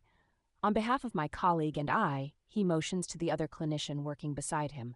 Thank you for your sacrifice during these clinical trials, he says. Any progress on Profide development would be impossible without you and your classmates' participation. I nod but say nothing and exit the basement. My watch buzzes. Formation, all hands, 1 hour. I make it the rest of the way to my room and lay my head on my desk. Chapter 28. The sky is glaring white over the parade field this morning, the sun struggling to reach us below, but it's still only a few degrees warmer than it was last night during Finex. I'm here early, at the military formation. We normally wouldn't have formation on a Saturday at 1100 or after Finex, but they must have delayed the underclassmen from leaving campus until after this. What the hell are they going to say about Finex? The last 12 hours are too much to process. I've donned my watch cap, cold weather jacket, and leather gloves. A few of us are out here now, though I don't yet see any other seniors here this early. It's the freshmen I notice first.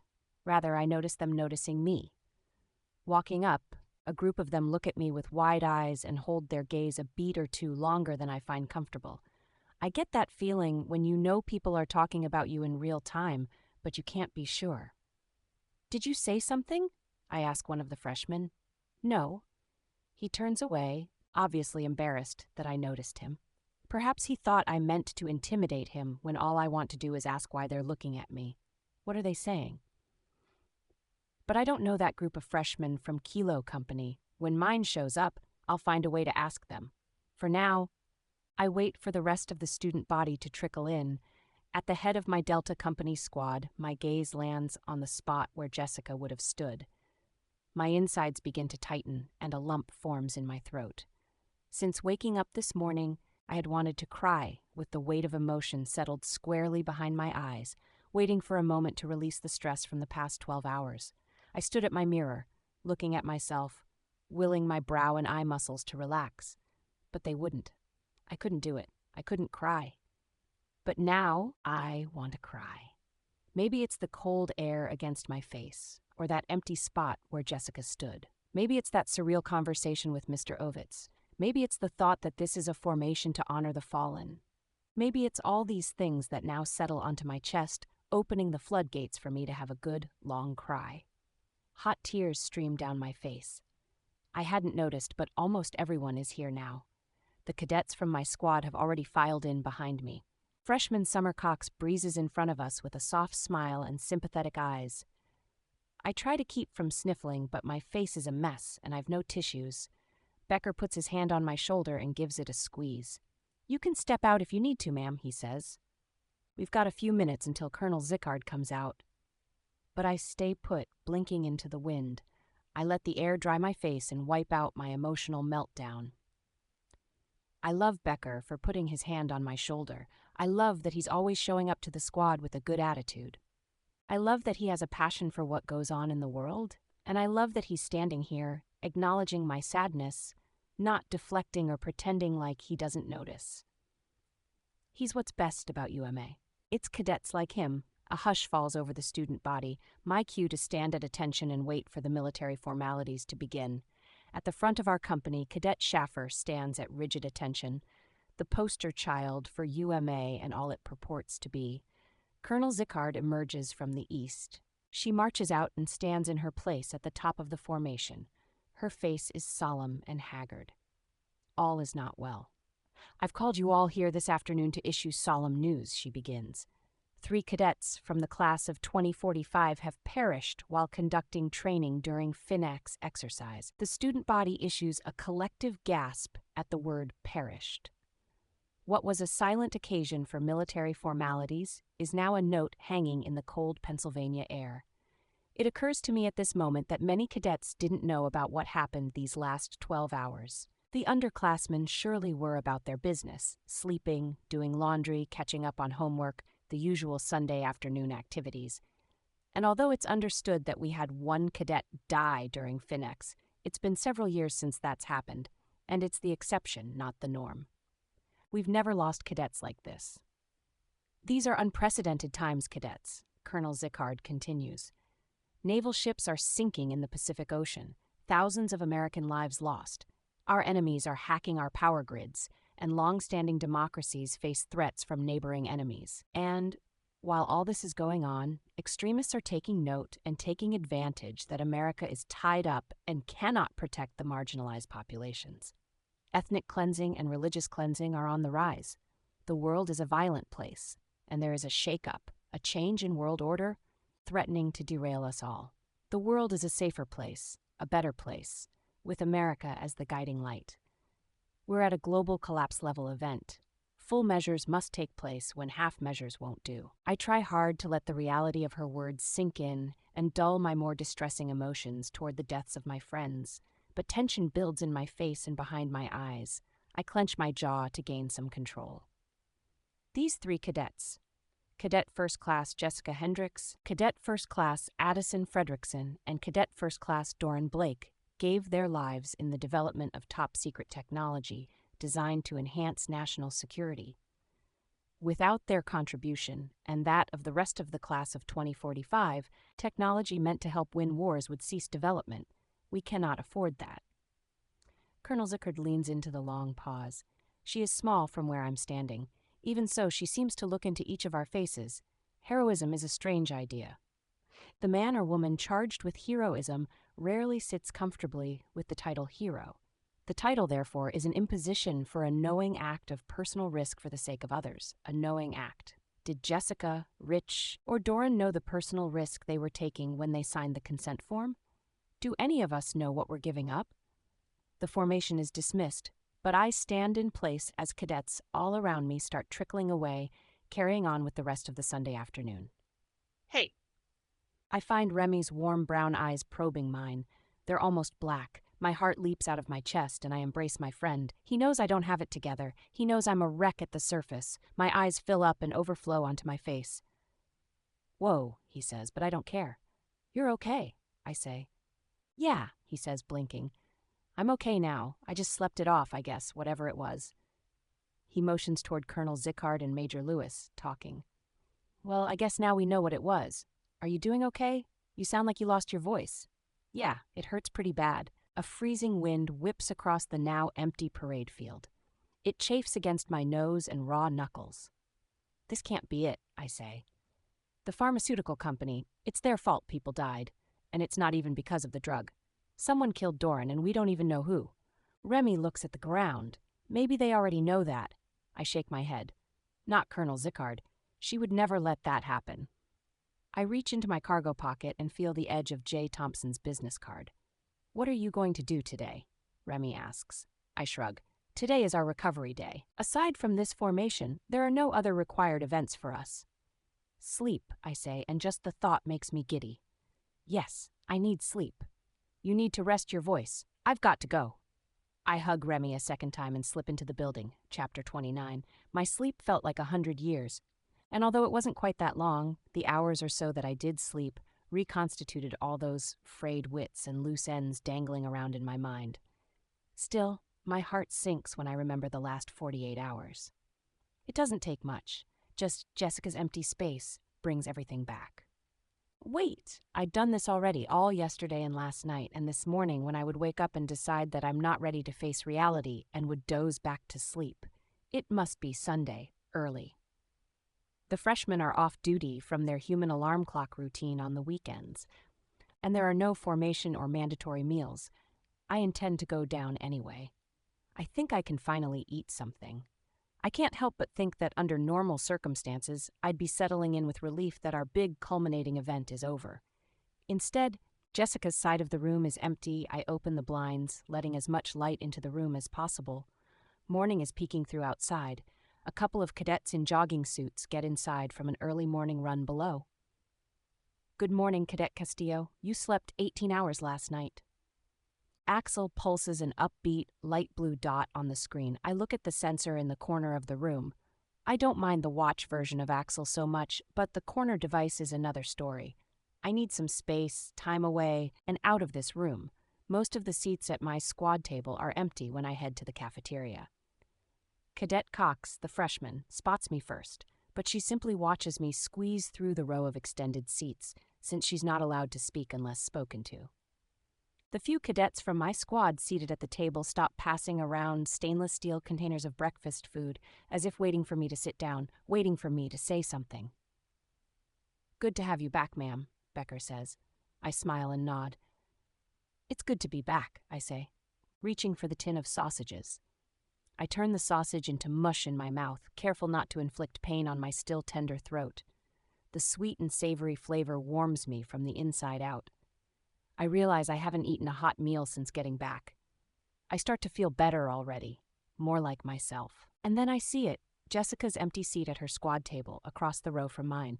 It dawns on me that not just me, but all of Delta Company is on eggshells after learning that Jessica died during Finex. We all notice her empty spot in formation, her empty seat at meals. But of course, only I notice her empty half of the room. "What are you reading?" I ask Becker, trying to diffuse the tension at my table. "I've got a written assignment for history." Becker props up the book so I can read the title. "Soul of the Sword," I say. "Yes," Becker says. "You've come across it?" Most people haven't, unless they're really into weapons, or just writing a paper about it. It's the same book I remember Doran poring over when he was a freshman. It might even be the same copy. The cover caught my attention then, as it does now. A bright yellow cover with a sword and shield illustration that seemed to jump off the page. It was an unusually dynamic cover. Yes, I say. I've come across that book before. Becker gushes about the content of his written assignment. The others start to leave for class. I'll let you finish up, he says, clearly a little embarrassed that he talked so much. Thanks for letting me talk your ear off, ma'am, he says. The cafeteria staff starts to pick up around me, and the sound of competing voices is replaced by the clanging of metal tins and bussing containers. Someone pulls out the chair that Becker was sitting in. Brother, I say. Carlos settles in. He starts digging through the tins in front of me, seeing what's left. It's like a weight has been lifted off my chest. It's good to see you, I finally say. He starts eating the country potatoes out of the tin. Carla, he says, we can't just let this thing ride. And there he is, the Carlos of always. I shake my head and shrug. I don't see that there's anything to do. I want to talk to Colonel Zickard, but I don't know. I want to come in with some hard evidence or something. Don't you think experience is enough? He asks. I consider this. We are eyewitnesses, 2 of the few apparently. Maybe, I say, but it doesn't seem to be, though. It will be easy to dismiss us. Somehow, we both know it will take more than what we say to convince Colonel Zickard of the real effects of this medication. I hold back from bringing up Ad. Though Carlos killed Ad in self-defense, that fact makes this a very delicate situation. Carla, Carlos says, sitting back in his chair and setting down his fork. You've got to do what you do best. And what's that? I ask, but the moment I say it, I know what idea he's going to float. Go fishing. I look around the cafeteria at the onset of my instant paranoia. The cafeteria staff in blue uniforms clearing the tables are all that's left. I've never broken into anything that way. Plus, I can't do that. It's really dishonest. Carlos is zeroed in. But consider what's at stake, Carla. If they continue developing and testing on the military, more soldiers will die. Okay, I say, but even if I agree with you, how would I even pull it off? I don't even have any place to start from. Carlos arches his eyebrows. He knows me so well, my twin brother. He knows when to back off and let an idea in my mind come to the surface. I reach into my cargo pocket and pull it out, the business card with J. Thompson's name. I show it to Carlos, and he smiles like a kid at Christmas. Sometimes all you need is a name, Chapter 30. Carlos follows me back upstairs to my room, but in my single-minded focus, I hadn't noticed him standing in the middle of the room. I turn back from my laptop and realize he's taking in Jessica's abandoned space and constant reminder of what went wrong during Finex. Damn, he says, looking at her desk. Isn't someone going to collect her stuff? He looks around. I feel like there's a ghost in here. How can you stand it? I turn back and face my screen. I can't, I say. I wish her stuff was gone. It messes with me every moment I'm in here, which I feel guilty about, but I guess she would feel the same way. Instantly, I hate myself for wishing her stuff would vanish. Jessica wouldn't think that if it were the other way around. She was always more generous than I was. Carlos grabs the rolling chair from her side of the room and pulls up alongside me. He watches as I type J. Thompson Whitman Pharmaceutical into the search engine. It's a few hits down the list, but we easily land on his professional social media page. Okay, I say, here's our guy. Carlos and I study the page. We read through the public-facing data. Aside from confirming the details we already knew and filling in new but less useful information, like what J. Thompson looks like, there's nothing obviously useful. Now what? Says Carlos. I keep reading, scrolling, and thinking. I sit back in my chair. What are we looking for? I ask, somewhat rhetorically. What do we want from this guy? Well, Carlos begins, if we think this company is using soldiers as guinea pigs, we need proof. Okay, that's a little obvious, I say. We need a connection. Everything has a connection, and all connections come down to individuals, to people. So, who is J. Thompson connected to? Carlos asks. It must be someone. Otherwise, you wouldn't have his card. I thumb the corner of Mr. Thompson's business card. Someone in the administration had to let them experiment on us. Who? Major Lewis, Carlos blurts out, like he'd just remembered the name of his favorite restaurant. He was the operations officer for Finex. He had to be in on it. Plus, he was there with the clinicians. But the more I think about it, the more unlikely it seems.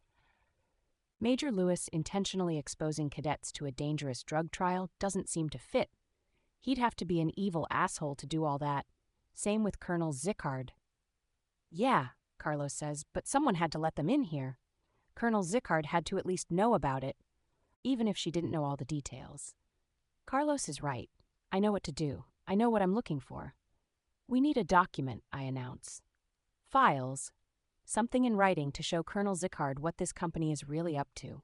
Don't you have some crazy malware application that duplicates all email attachments associated with an account from the last 90 days? He's right. I had created a program for my cyberwar capstone project my junior year, so I could take a graduate-level course with the head of the cyber department. That application is very buggy, and it only copied like 2 attachments. But it worked, Carlos says with an infuriating twinkle in his eye. I rub my hands on my face, not believing what I'm hearing, and I'm mad at myself for allowing us to get to this point. I should have known when Carlos said the word phishing that we'd end up here. That was a basic class project with a dummy email address and fake attachments that didn't have any content. This is real. This is stealing. My hacking skills are for official use only. Who understands you? Carlos says, throwing up his hands. You go your whole life as this goody-goody. You come here and you're pretty much the UMA poster child. You study a thing like cybersecurity and snoop around inside applications and decide it's okay because you're an ethical hacker. By the way, did you ever find out what the campus police did about that glitch you found in the UMA email firewall? How much do you want to bet that they didn't patch that thing up? In fact, I bet they didn't do anything besides keep it open so they could peek into UMA data whenever they need. You should have kept that hole to yourself. They didn't even know it was there. I bet you they weren't even going to bother looking for it. I shake my head at the ground, staring at the top of Carlos's boots. I'm fixated on the scuff on his right toe. You have to buff that out, I say. My computer screen has gone black. I tap the glass tile on my desk, and the screen lights up again. I navigate to the application, my application, which still sits on my computer desktop. So how do you actually deploy this thing? Carlos asks. I have to send an email. My target must tap it open. That deploys the malware into the target's account, and, well, it's supposed to comb through the file attachment and send duplicates. We wait for my application to launch on the screen. How long does it take to get the files? Carlos asks. Oh, I begin. A few minutes, I guess. Last time it didn't work like it was supposed to, so I don't know. It only sent me the most recent files from my target dummy account. Carlos is back in his seat now, perhaps thinking more critically about the whole thing. What? I ask. What if he doesn't tap or open the email? Like ever? Well, it won't work. He has to open the email to deploy the malware. My application design was simple. It's just a page with empty fields and a toolbar at the top with an inbox for incoming files. Carlos stares at the empty fields as I begin to type Colonel Zickard's name. Whoa, you're going to pretend to be Colonel Zickard? Carlos asks. Yes. What did you think this was? I toggle back to my legitimate UMA email to search for an email with Colonel Zickard's signature block, regina.a.zickard@unifiedmilitaryacademy.edu. If I use her exact email address, J. Thompson's computer will detect an anomaly. I type in her fake address into the email filed, regina.ezickard@unifiedmilitaryacademy.edu. I type urgent in the subject line. I then let out a deep breath and navigate to the red button at the top of the screen. I hit send. How long before something comes in? Carlos asks. I shrug.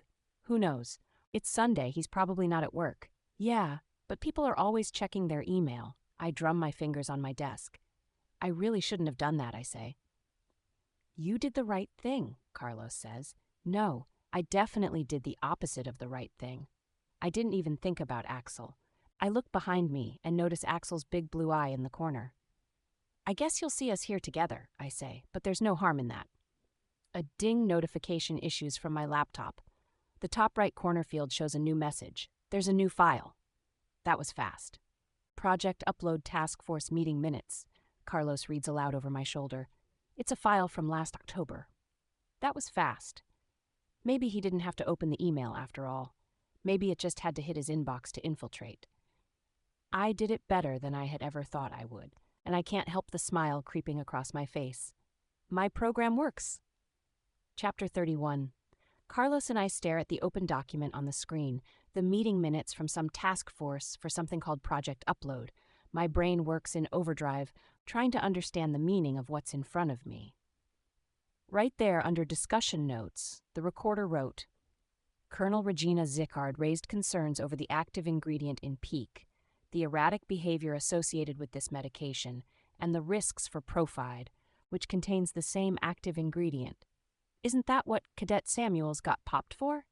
I ask Carlos. He nods his head and leans back in his seat as if handling the information. Well, it says she raised concerns, he says. I know why he says this, because my ears and face are red hot. She knew, and let the trials go on anyway. I stand up from my seat and look at my brother. I'm sorry, Carla, he says gently. Huh? I say, you were right, you were right to be skeptical. Come on, Carla, don't take it so hard. Maybe there's a reason, but I can tell that Carlos himself believes none of that either.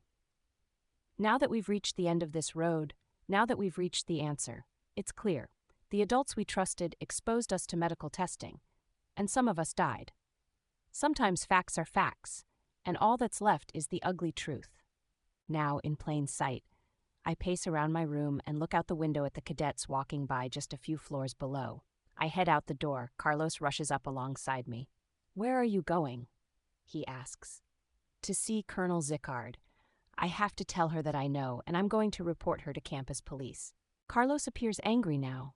You need to relax, okay? We need to plan. No, if we sit on it, I'll lose my nerve. I stop in my tracks and turn to face my brother. Hide the file, I say. Don't send it to yourself, but download it onto an external drive or something. They're going to end up taking my computer.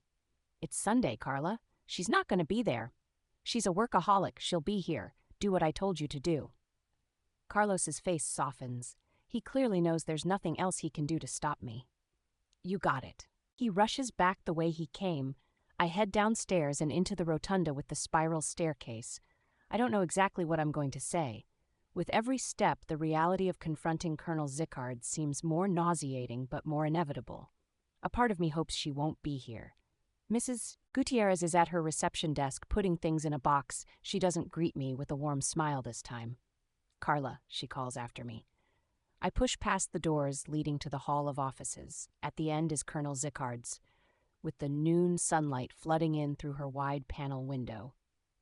You knew, ma'am. My heart beats in my chest.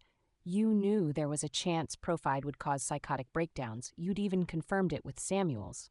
Colonel Zickard stands up from her high-backed chair, her face hard as stone, and the thought flashes across my mind that perhaps there was a better method of delivering this blow. But how? Whether it's done with a smile or with a grimace, a blow is a blow. No, this is the right way. Mrs. Gutierrez, call the campus police, now. Why campus police? My voice is shrill, becoming sore again. I'd like to talk about why you did this, but Colonel Zickard shakes her head. I know you're upset, but you can't come charging into my office this way. You have no standing. You have no right. You don't rate. The viciousness of her voice unsettles me, and it dawns on me that somewhere along the way, somewhere in her career, she lost sight of the fact that she was leading people, not pawns. 3 campus police enter the room and come around from behind Colonel Zickard. A small panic inside me starts to build. I hope Carlos was able to download the file. Light reflects off one of the campus policeman's utility belts. He flashes an object, handcuffs. I don't need those, I blurt out. The handcuffs click behind me, the metal pinching against my skin. Behind Colonel Zickard stands Mrs. Gutierrez again. She nods at me, or maybe I think she nods at me. I don't know. She's just standing there staring at me. Maybe she's disappointed. Did I misunderstand her all this time? The police officer pulls me, dragging me by my arm. We exit the command deck and head down the stairs toward the rotunda, where some cadets pass by. It's almost lunchtime. Cadets are passing through now, doing their Sunday routine. The thought of the scene, my scene, makes me sick to my stomach. Some stop and stare as I get escorted through like a criminal. All the way down the hall, past the duty office, Schaffer stands by the board. He looks in my direction and raises his eyebrows. It hits me like a bolt of lightning. Schaffer last night alone in the forest. Schaffer, unaccounted for. He's the one who hit me. He's the one who killed Doran. I feel my face go hot and eyes grow wide and round, locked in a staring contest with him, because he knows it, but it doesn't matter. Somehow, I'm the one getting dragged away. We exit the building through the side entrance on the first floor, the door where I first saw Colonel Zickard disappear through the night. We got caught jumping the gate. It feels like a lifetime ago when Rich, Carlos, and I jumped the gate. The police officer shoves me into the back of a white van idling in the parking lot. Major Lewis turns around from the passenger side. He's in on it too, I guess. "I'm really sorry, Castillo," he says. "I'm sorry you're caught on this sinking ship with the rest of us." I sit down on the floor at the back of the van. My wrists ache from the handcuffs and my arms go numb. The police officer climbs into the driver's seat and the van begins to move. We make a few turns, and I flop around all sides of the van. There's nothing to hold on to, and I can't steady myself. We take a sharp turn, and I land on my face. Major Lewis looks back again and frowns. "Get up here and turn around," he says. "I'll get those handcuffs off, but you've got to promise to cooperate." He lifts his eyebrows like he might if he were negotiating with an 8-year-old. I nod and inch up to the front of the van. The handcuffs click open, and my neck, arms, and hands feel a surge of relief. "Drink this," he says. He reaches out with his hand, holding a water bottle. The top comes off easily, and I down the contents. Instantly, my mouth is restored like scorched grass after a summer rain. I gulp until the last drop and crush the bottle with both hands. I sit down with my back against the wall of the van. There are no windows. The seats up front are large and block the view up front. "What do you mean, a sinking ship?" I ask. Major Lewis turns his head slightly and removes his watch cap, exposing his bald head. "Carla," Major Lewis says, turning toward my direction, "you and your brother haven't made any of this easy on us. I hate it. I hate this, and I hate what happened during Finex, but I'm just trying to do my time and get back to the operating forces. The EACR is waxing civilians. My buddies are all overseas." He looks out the window for a moment. "I'm 2 tours away from retirement, so I'm trying to get off the sinking ship and tread water. I suggest you do the same." We're driving toward the setting sun. Rays reflect off Major Lewis's bald head, giving his silhouette a glow. He says more to me. His mouth is still moving. He doesn't sound angry, just more matter of fact. "I feel sick," I say. "Yes, you're going to feel out of sorts right now. I never thought you could be this difficult." My eyes become heavy, and I'm slipping in and out of my head. Things spin in slow motion, uncontrollably. I want it to stop. "Yes," I whisper. "I'll listen." "Good," he says. "It's really important you listen to me, because if you don't, you could hurt yourself by accident. Or worse, piss yourself. You don't want that, do you?" Did he just say piss yourself? What is it? "I want you to carefully lie down at the back of the van there and let yourself fall asleep." "But why?" I'm clinging to the back of Major Lewis's seat with barely the strength to keep myself from draping on the floor. My face is buried in my arms as I try to hold on tight to the seat. I can't keep myself upright. My tongue is slow, heavy in my mouth. My speech is slurred. "Just do as I've said. It's for your own good." "No." But there's nothing I can do. The back of the seat slips out of my hands. I slide down to the floor behind the passenger seat until my face is buried into the carpet. It's hard to breathe. I draw shallow breaths, and with all my strength I turn my head so I don't suffocate against the floor. They're talking up front. Major Lewis and the police officer, they're saying things that I don't understand. My brain picks up the frequency of their voices. I'm trapped inside my body, sprawled out on the ground. With every bump and turn the van takes, I shift and move, but I can't do anything. I'm in the forest again, following behind Ad, with Rich and Doran following behind me. The moon is bright overhead, like a light bulb in the sky. We hike through a thicket of brambles and branches. The thorns catch onto my trousers, but I've stopped trying to get them unstuck. I push through, taking large steps. I don't want scratches all over my legs, but the brambles, branches, and thorns become thicker. They seem to go on forever. "This is what you call a cadet brush," says Rich. "Where'd you hear that?" asks Doran. One of the instructors last summer. He'd send us through the worst overgrowth and say it." "You guys behind me still?" says Ad. He turns his head and slows down. He was a good lead for these things. The fact that he was willing is special. "Thanks for taking the lead, Ad," I say to him. Thanks for making sure we haven't fallen too far behind. Sure, Ad says. He's facing forward again, and I'm sorry, I say. I'm sorry, and Carlos is sorry, and I never wanted things to happen this way. Carla, you sound like a weirdo, says Doran. The brambles make it impossible to walk now. The entire bush is over 6 feet tall and thick with thorns and spider webs. We are in a bunch, held up at the point where Ad has reached. He's completely trapped in the bramble, consumed in a thicket of thorns. You guys back out, he says. I can't push through these anymore. Way to lead us straight into a nature death trap, says Doran. My neck is scratched to hell for nothing.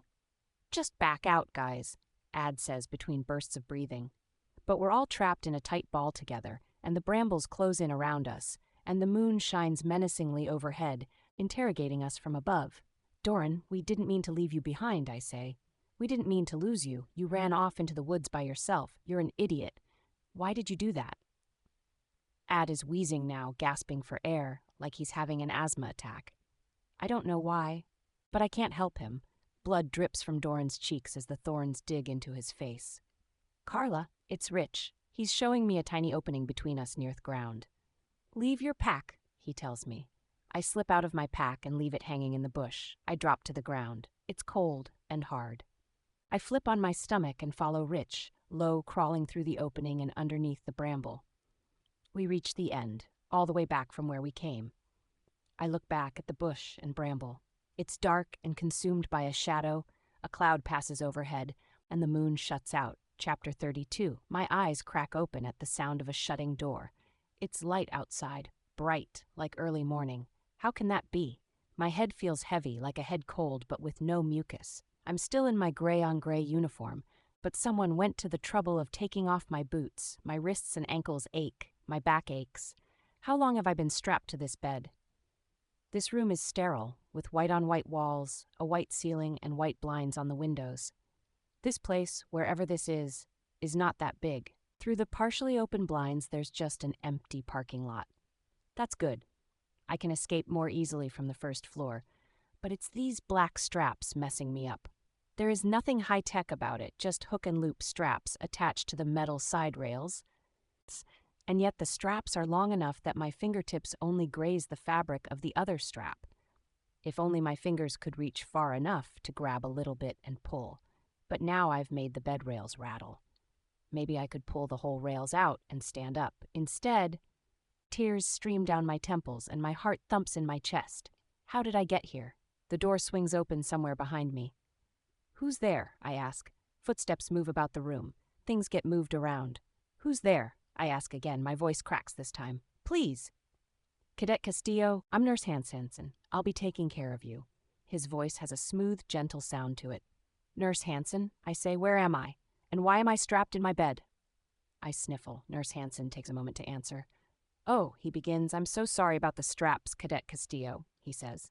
When you arrived yesterday, they asked me to strap you in. I fight back the tears. Keep it together. I'll cooperate, I say, sniffling. I'm feeling fine now. I'm sorry, Nurse Hansen says. I can't remove your straps. Nurse Hansen is light on his feet.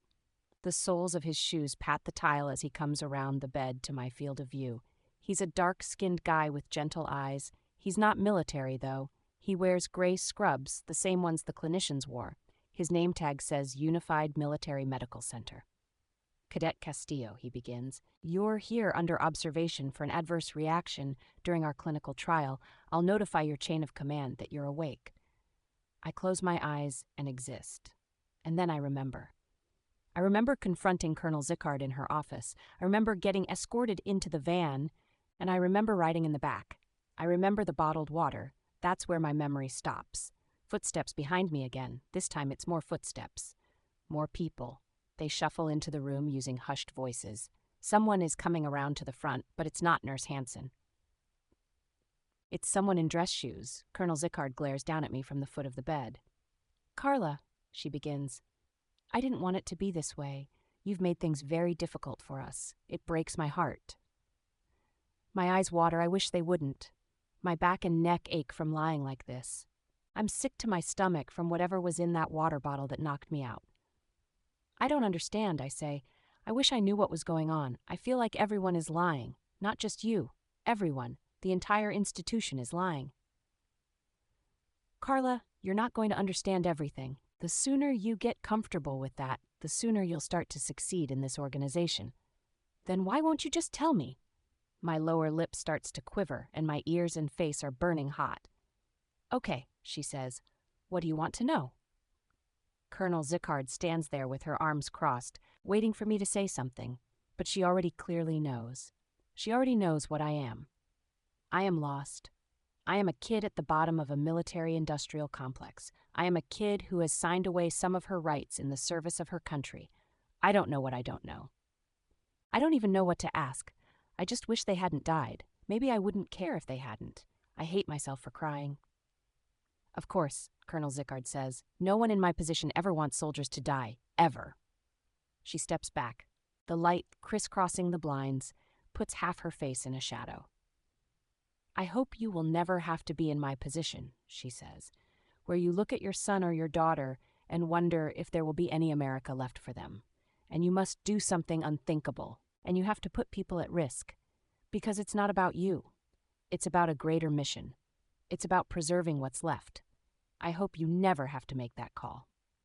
She disappears from my view, and in front of me stands Nurse Hansen and a white-haired man I've never seen before.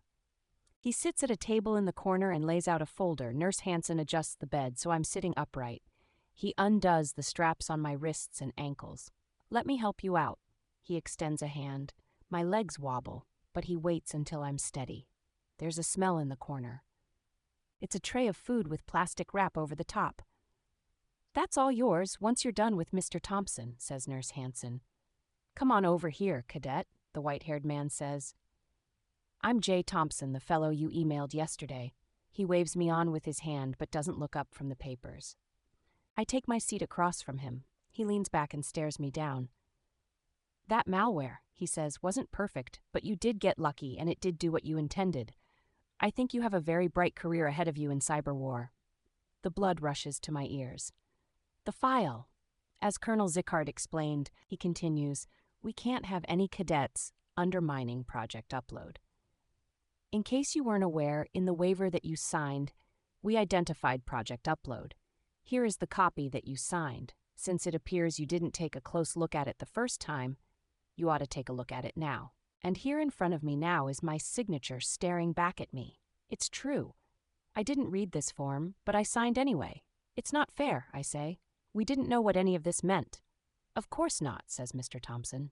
Project Upload is a top-secret project, and you need a secret clearance just to know about it, which you seniors all have. He shuffles the papers around the table and brings forward a clean sheet. The signature line on the bottom is blank.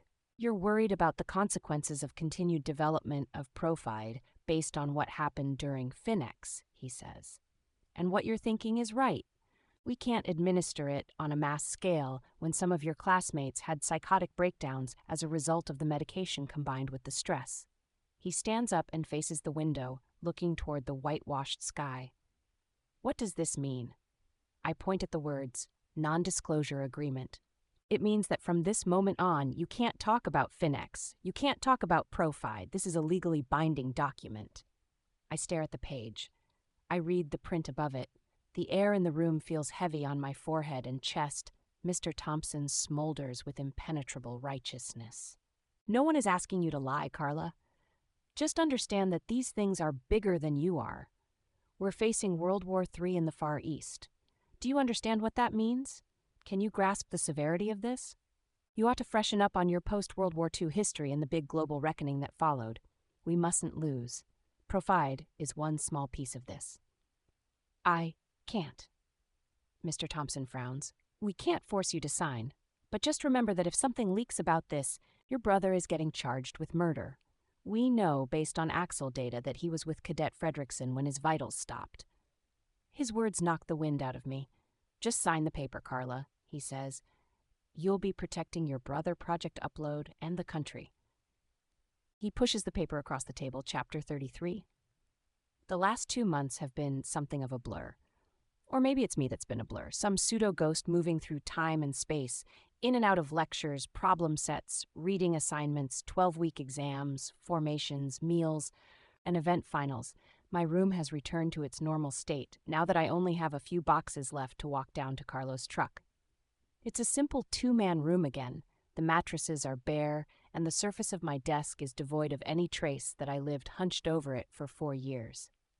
In the fall, 2 new cadets will move in and endure whatever they endure here.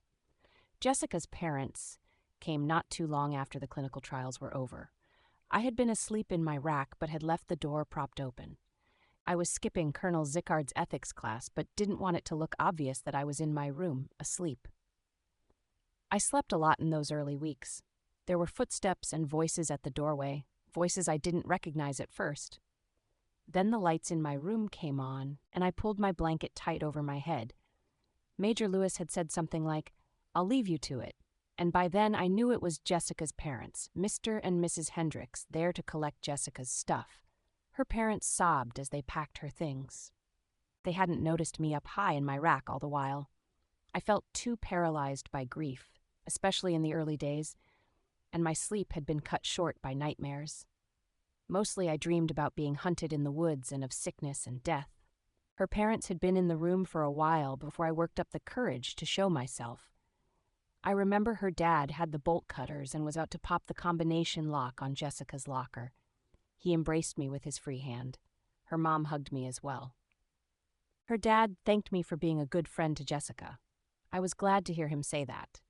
Jessica's ghost left with her parents. After that, I was alone again, just me and Axel's eye. The last semester at UMA is usually filled with bright-eyed cadets sprinting to the finish, ready to embark on some big adventure. For my class of 2045, our last semester has been marked by collective grieving. We had a memorial service for Ad, Jessica, and Doran. It was the same weekend Jessica's parents came, and the entire student body was in attendance. But by the time spring came with sunshine and flowers and warm temperatures, the majority of students had moved on. Almost everyone. Carlos gets nightmares still, though he won't talk to me about it. Lieutenant Castillo. Captain Fields is standing at my door, still wearing his charcoal gray service uniform. "Wow," he says, looking around. "You pack up fast." I nod and look around with him. "You gave a great speech at graduation this morning. I knew you had it in you to graduate number 1. I want to tell you that it's been an honor to have you in my company, and if there's anything you ever need, don't hesitate to call me." Since recovering after the adjudication, Captain Fields has been a more mellow, maybe more genuine version of himself. "Thanks, sir," I say. "I appreciate it." He leaves the doorway, and it feels good that Captain Fields has my back, even if just a little. Cyber War School won't be easy. I will need all the help I can get, but every time I interact with Captain Fields, the thought of Samuels in the brig is not too far behind. His life is ruined. And though he abused Peak on his own terms, his attack on Captain Fields was not entirely his fault. He didn't know it would do that to him. The rolling wheels coming down the hallway bring me back to the boxes laid out in front of me.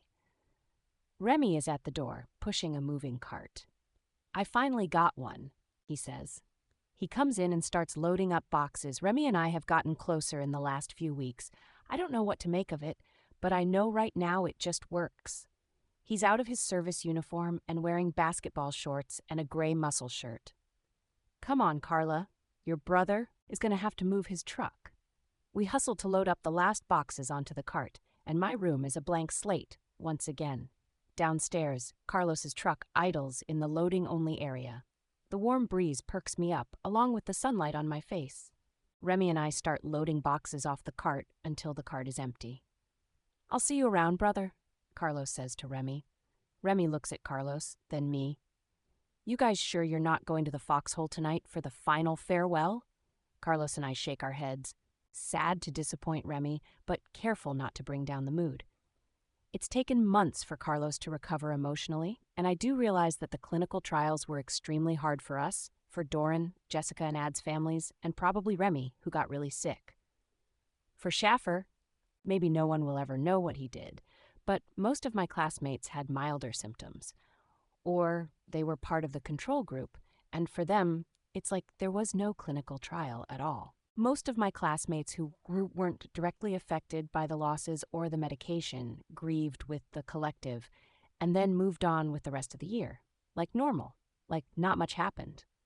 Sometimes I have a hard time with this. Like there's something morally wrong if you don't care that my roommate and best friend died because of the trials. But I have to remember that people grieve in different ways. They feel things differently. The impact of the trials doesn't mean as much to everyone as it does to me. It doesn't have to. No one owes that to me. Carlos and I walk into the hotel suite where my parents came to stay for graduation. It smells of fried ground beef and cumin. Our mom is at the tiny 2-burner stove, managing the temperature of the hotel kitchenette. She flashes a smile. All done? All packed up? I instantly have the sense of being unmoored, ungrounded. If it weren't for my family, and despite all that's happened, leaving UMA today would be really hard. Our dad comes out of the bedroom and hugs Carlos, then me. He's always had a big bear hug that engulfs me in a comforting way. I head into the bedroom to change out of my uniform, finally. I hang it up with the one hanger I find in the closet and remind myself not to forget that I put it there before we check out tomorrow. I come out of my bedroom in my athletic shorts and quick dry shirt. Carlos sets the table, and Dad assembles the glassware from the cabinets. I could help get dinner on the table, but this place is so small that adding another human in the kitchen won't help that much. I sit down with my laptop and open the Cyber War School Welcome Package. After 30 days of leave, I'm set to report to school and learn everything about cyber war. Because of the war, they've compressed the school timeline from 12 months to 8. I want to get started as soon as possible.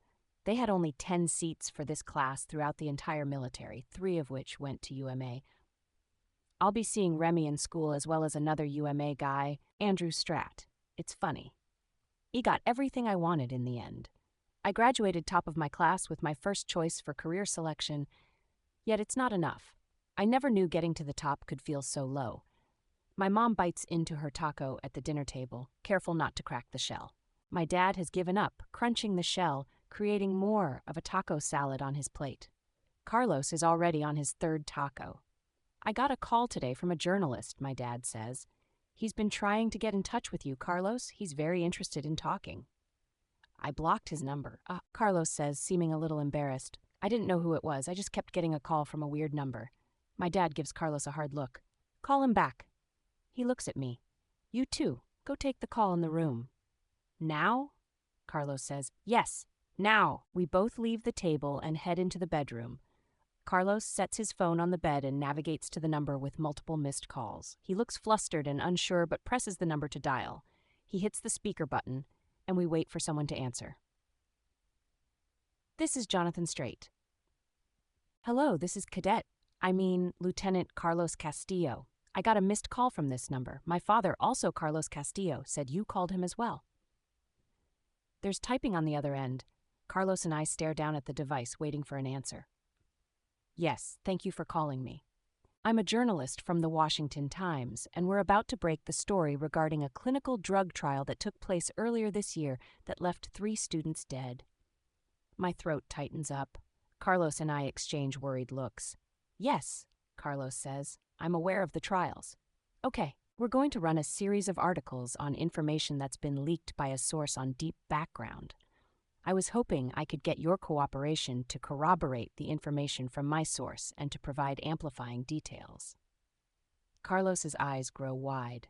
I take a deep breath to say something, but Carlos sticks an angry finger up, demanding I keep my mouth shut. Okay, is now a good time?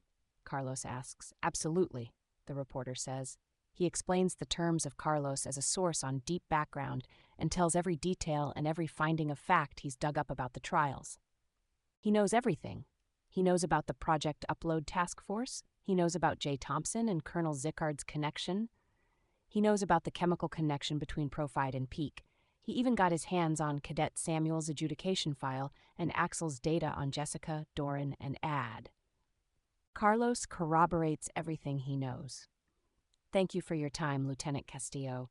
I appreciate you talking to me tonight. I know talking with a journalist like this is not something anyone hopes to do, but the public needs to know. Carlos and I sit in silence for a long while. I am replaying the conversation. Who do you think leaked? Carlos finally asks. Maybe Major Lewis, though that doesn't seem right. Then it hits me. Mrs. Gutierrez. It was her. She's the only one with enough access to deliver all that. Plus, she's not military. I just don't see anyone in uniform talking to a reporter. But I guess we just did. A thought crosses my mind about the NDA, the charges. Would any of it stick now? When I told Carlos about my abduction, I had left out the NDA terms. I wanted to protect him from thinking that getting charged with murder was possible. Well, technically, it was just you who talked to the reporter, and you didn't leak anything. I didn't say anything at all. You're completely out of it, Carlos says. I think it's all going to fall apart on them now. On instinct, I looked down at my wrist. We turned in our issued Axel devices this morning, and as of leaving my room for good, I am out from under Axel's constant surveillance. What? Carlos asks. Can you believe that since they rolled out Axel, we lived under surveillance for 2 years? It's only a matter of time before the entire military gets Axel in every command. Carlos looks to ponder. His face brightens until his eyes beam, and a big toothy grin spreads across his face. Ride back with me to UEMA. There's one last thing we must do, but you have to promise you'll have an open mind. Looking at my brother and seeing the smile on his face, I can't help but smile back because maybe, at least this time, good will win out over corruption and whatever weird desperate chapter we're in gets snuffed. I'm not so naive to think that this is it, but at least this time, heads are going to roll. Okay, I say.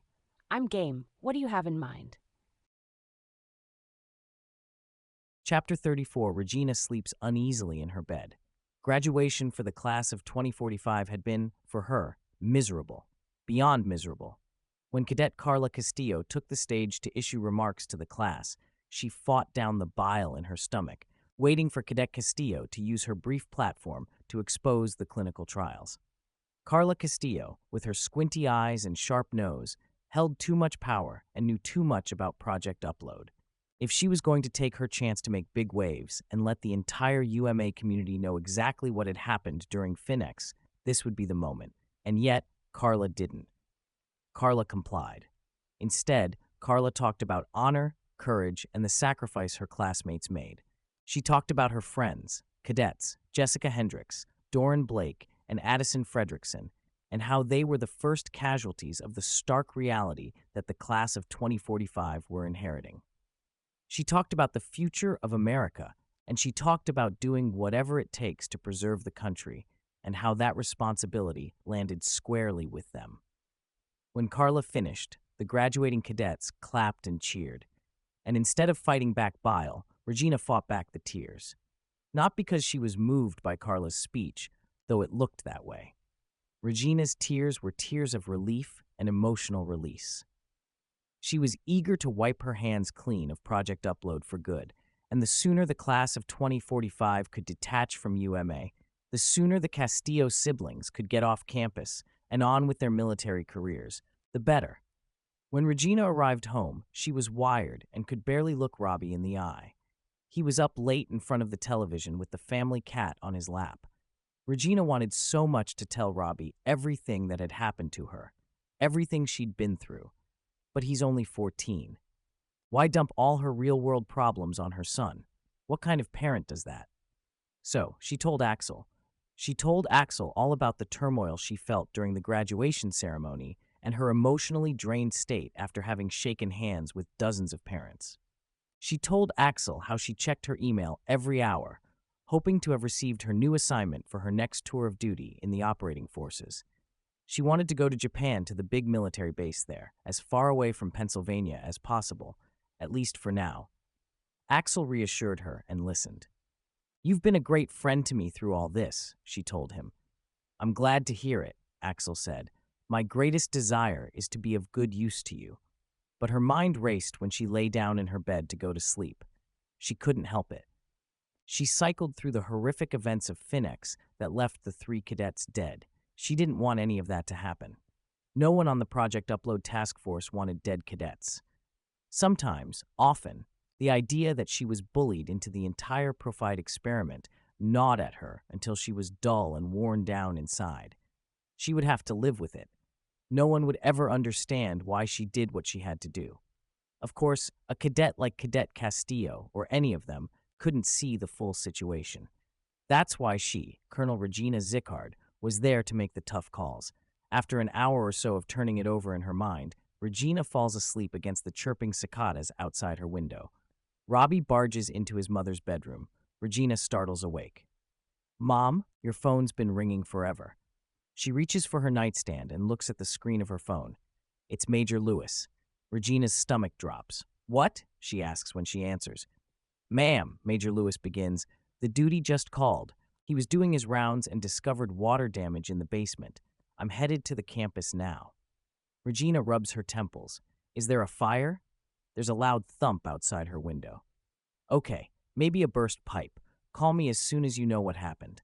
She sits up in her bed and climbs out toward the window. The thump was loud, like a clump of dirt against the glass. She opens the window and looks around. On the ground lay a white-winged dove. His body sits inert on the grass below. Regina can't be sure whether it is stunned or dead, but he's hit the window hard. Regina's phone rings again. It's Jay Thompson. "Don't you think it's early to start talking shop?" "Colonel Zickard," Jay begins. "I received a disturbing phone call a few minutes ago from a Congressman Jepson. He tells me that the Washington Times broke a story on its front page this morning. I'm looking at it now. He's inquiring about a corporate-run clinical trial on military cadets. He says his office is launching an investigation." Regina's breath escapes as she sits in bed, the sun shining across a long distant hill visible from her window. She walks tentatively to her computer and double-taps the glass tile next to her desktop. She navigates to the Washington Times front page. "I see it. Yes, I'm afraid this is the end of our relationship. Whitman will be distancing itself from the UMA debacle. Consider this call a professional courtesy. Good luck, Colonel." The voice on the other end goes silent, but Regina keeps the phone at her ear. There's another incoming call.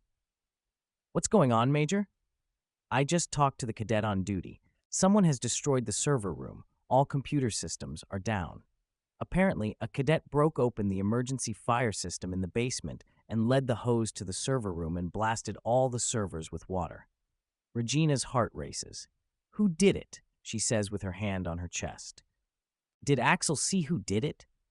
"Ma'am," Major Lewis says with a hint of agitation, "Axel has rebooted and he's back to factory settings. Whatever data was there, I can't access it." Regina sets down the phone. Major Lewis's voice can be heard through the small microphone in the device. She opens her laptop. "Axel," she says. "Axel?" Her laptop pulses red and blue. "Hello, I am Axel. I am here to help you and be incredibly useful to you. Please allow me to access your data so I can learn who you are." A prompt on the screen asks Regina if she authorizes Axel to view her data. She taps yes. "Thank you. We will be good friends soon." The automated message is a punch to the gut. Instantly, her eyes well with tears. "No," she whispers. "You seem to have one email in your inbox. Can I open it?" Axel says. "Yes," she says with dread. "Colonel Zickard, by now, you've probably seen the breaking news on the front page of the Washington Times. I regret to inform you that I have notified the families of cadets Jessica Hendricks, Doran Blake, and Addison Fredrickson regarding the deaths of their loved ones and of the clinical trials related to Project Upload. You see, I had to tell them. I believe in honor and courage, just as I said in my graduation remarks. How can I claim to believe these things but not live them when it comes to my integrity? As a newly commissioned second lieutenant, I want to set a standard, like you once told me. I'll wait for whatever the consequences are for my violating the non-disclosure agreement. I should never have signed it.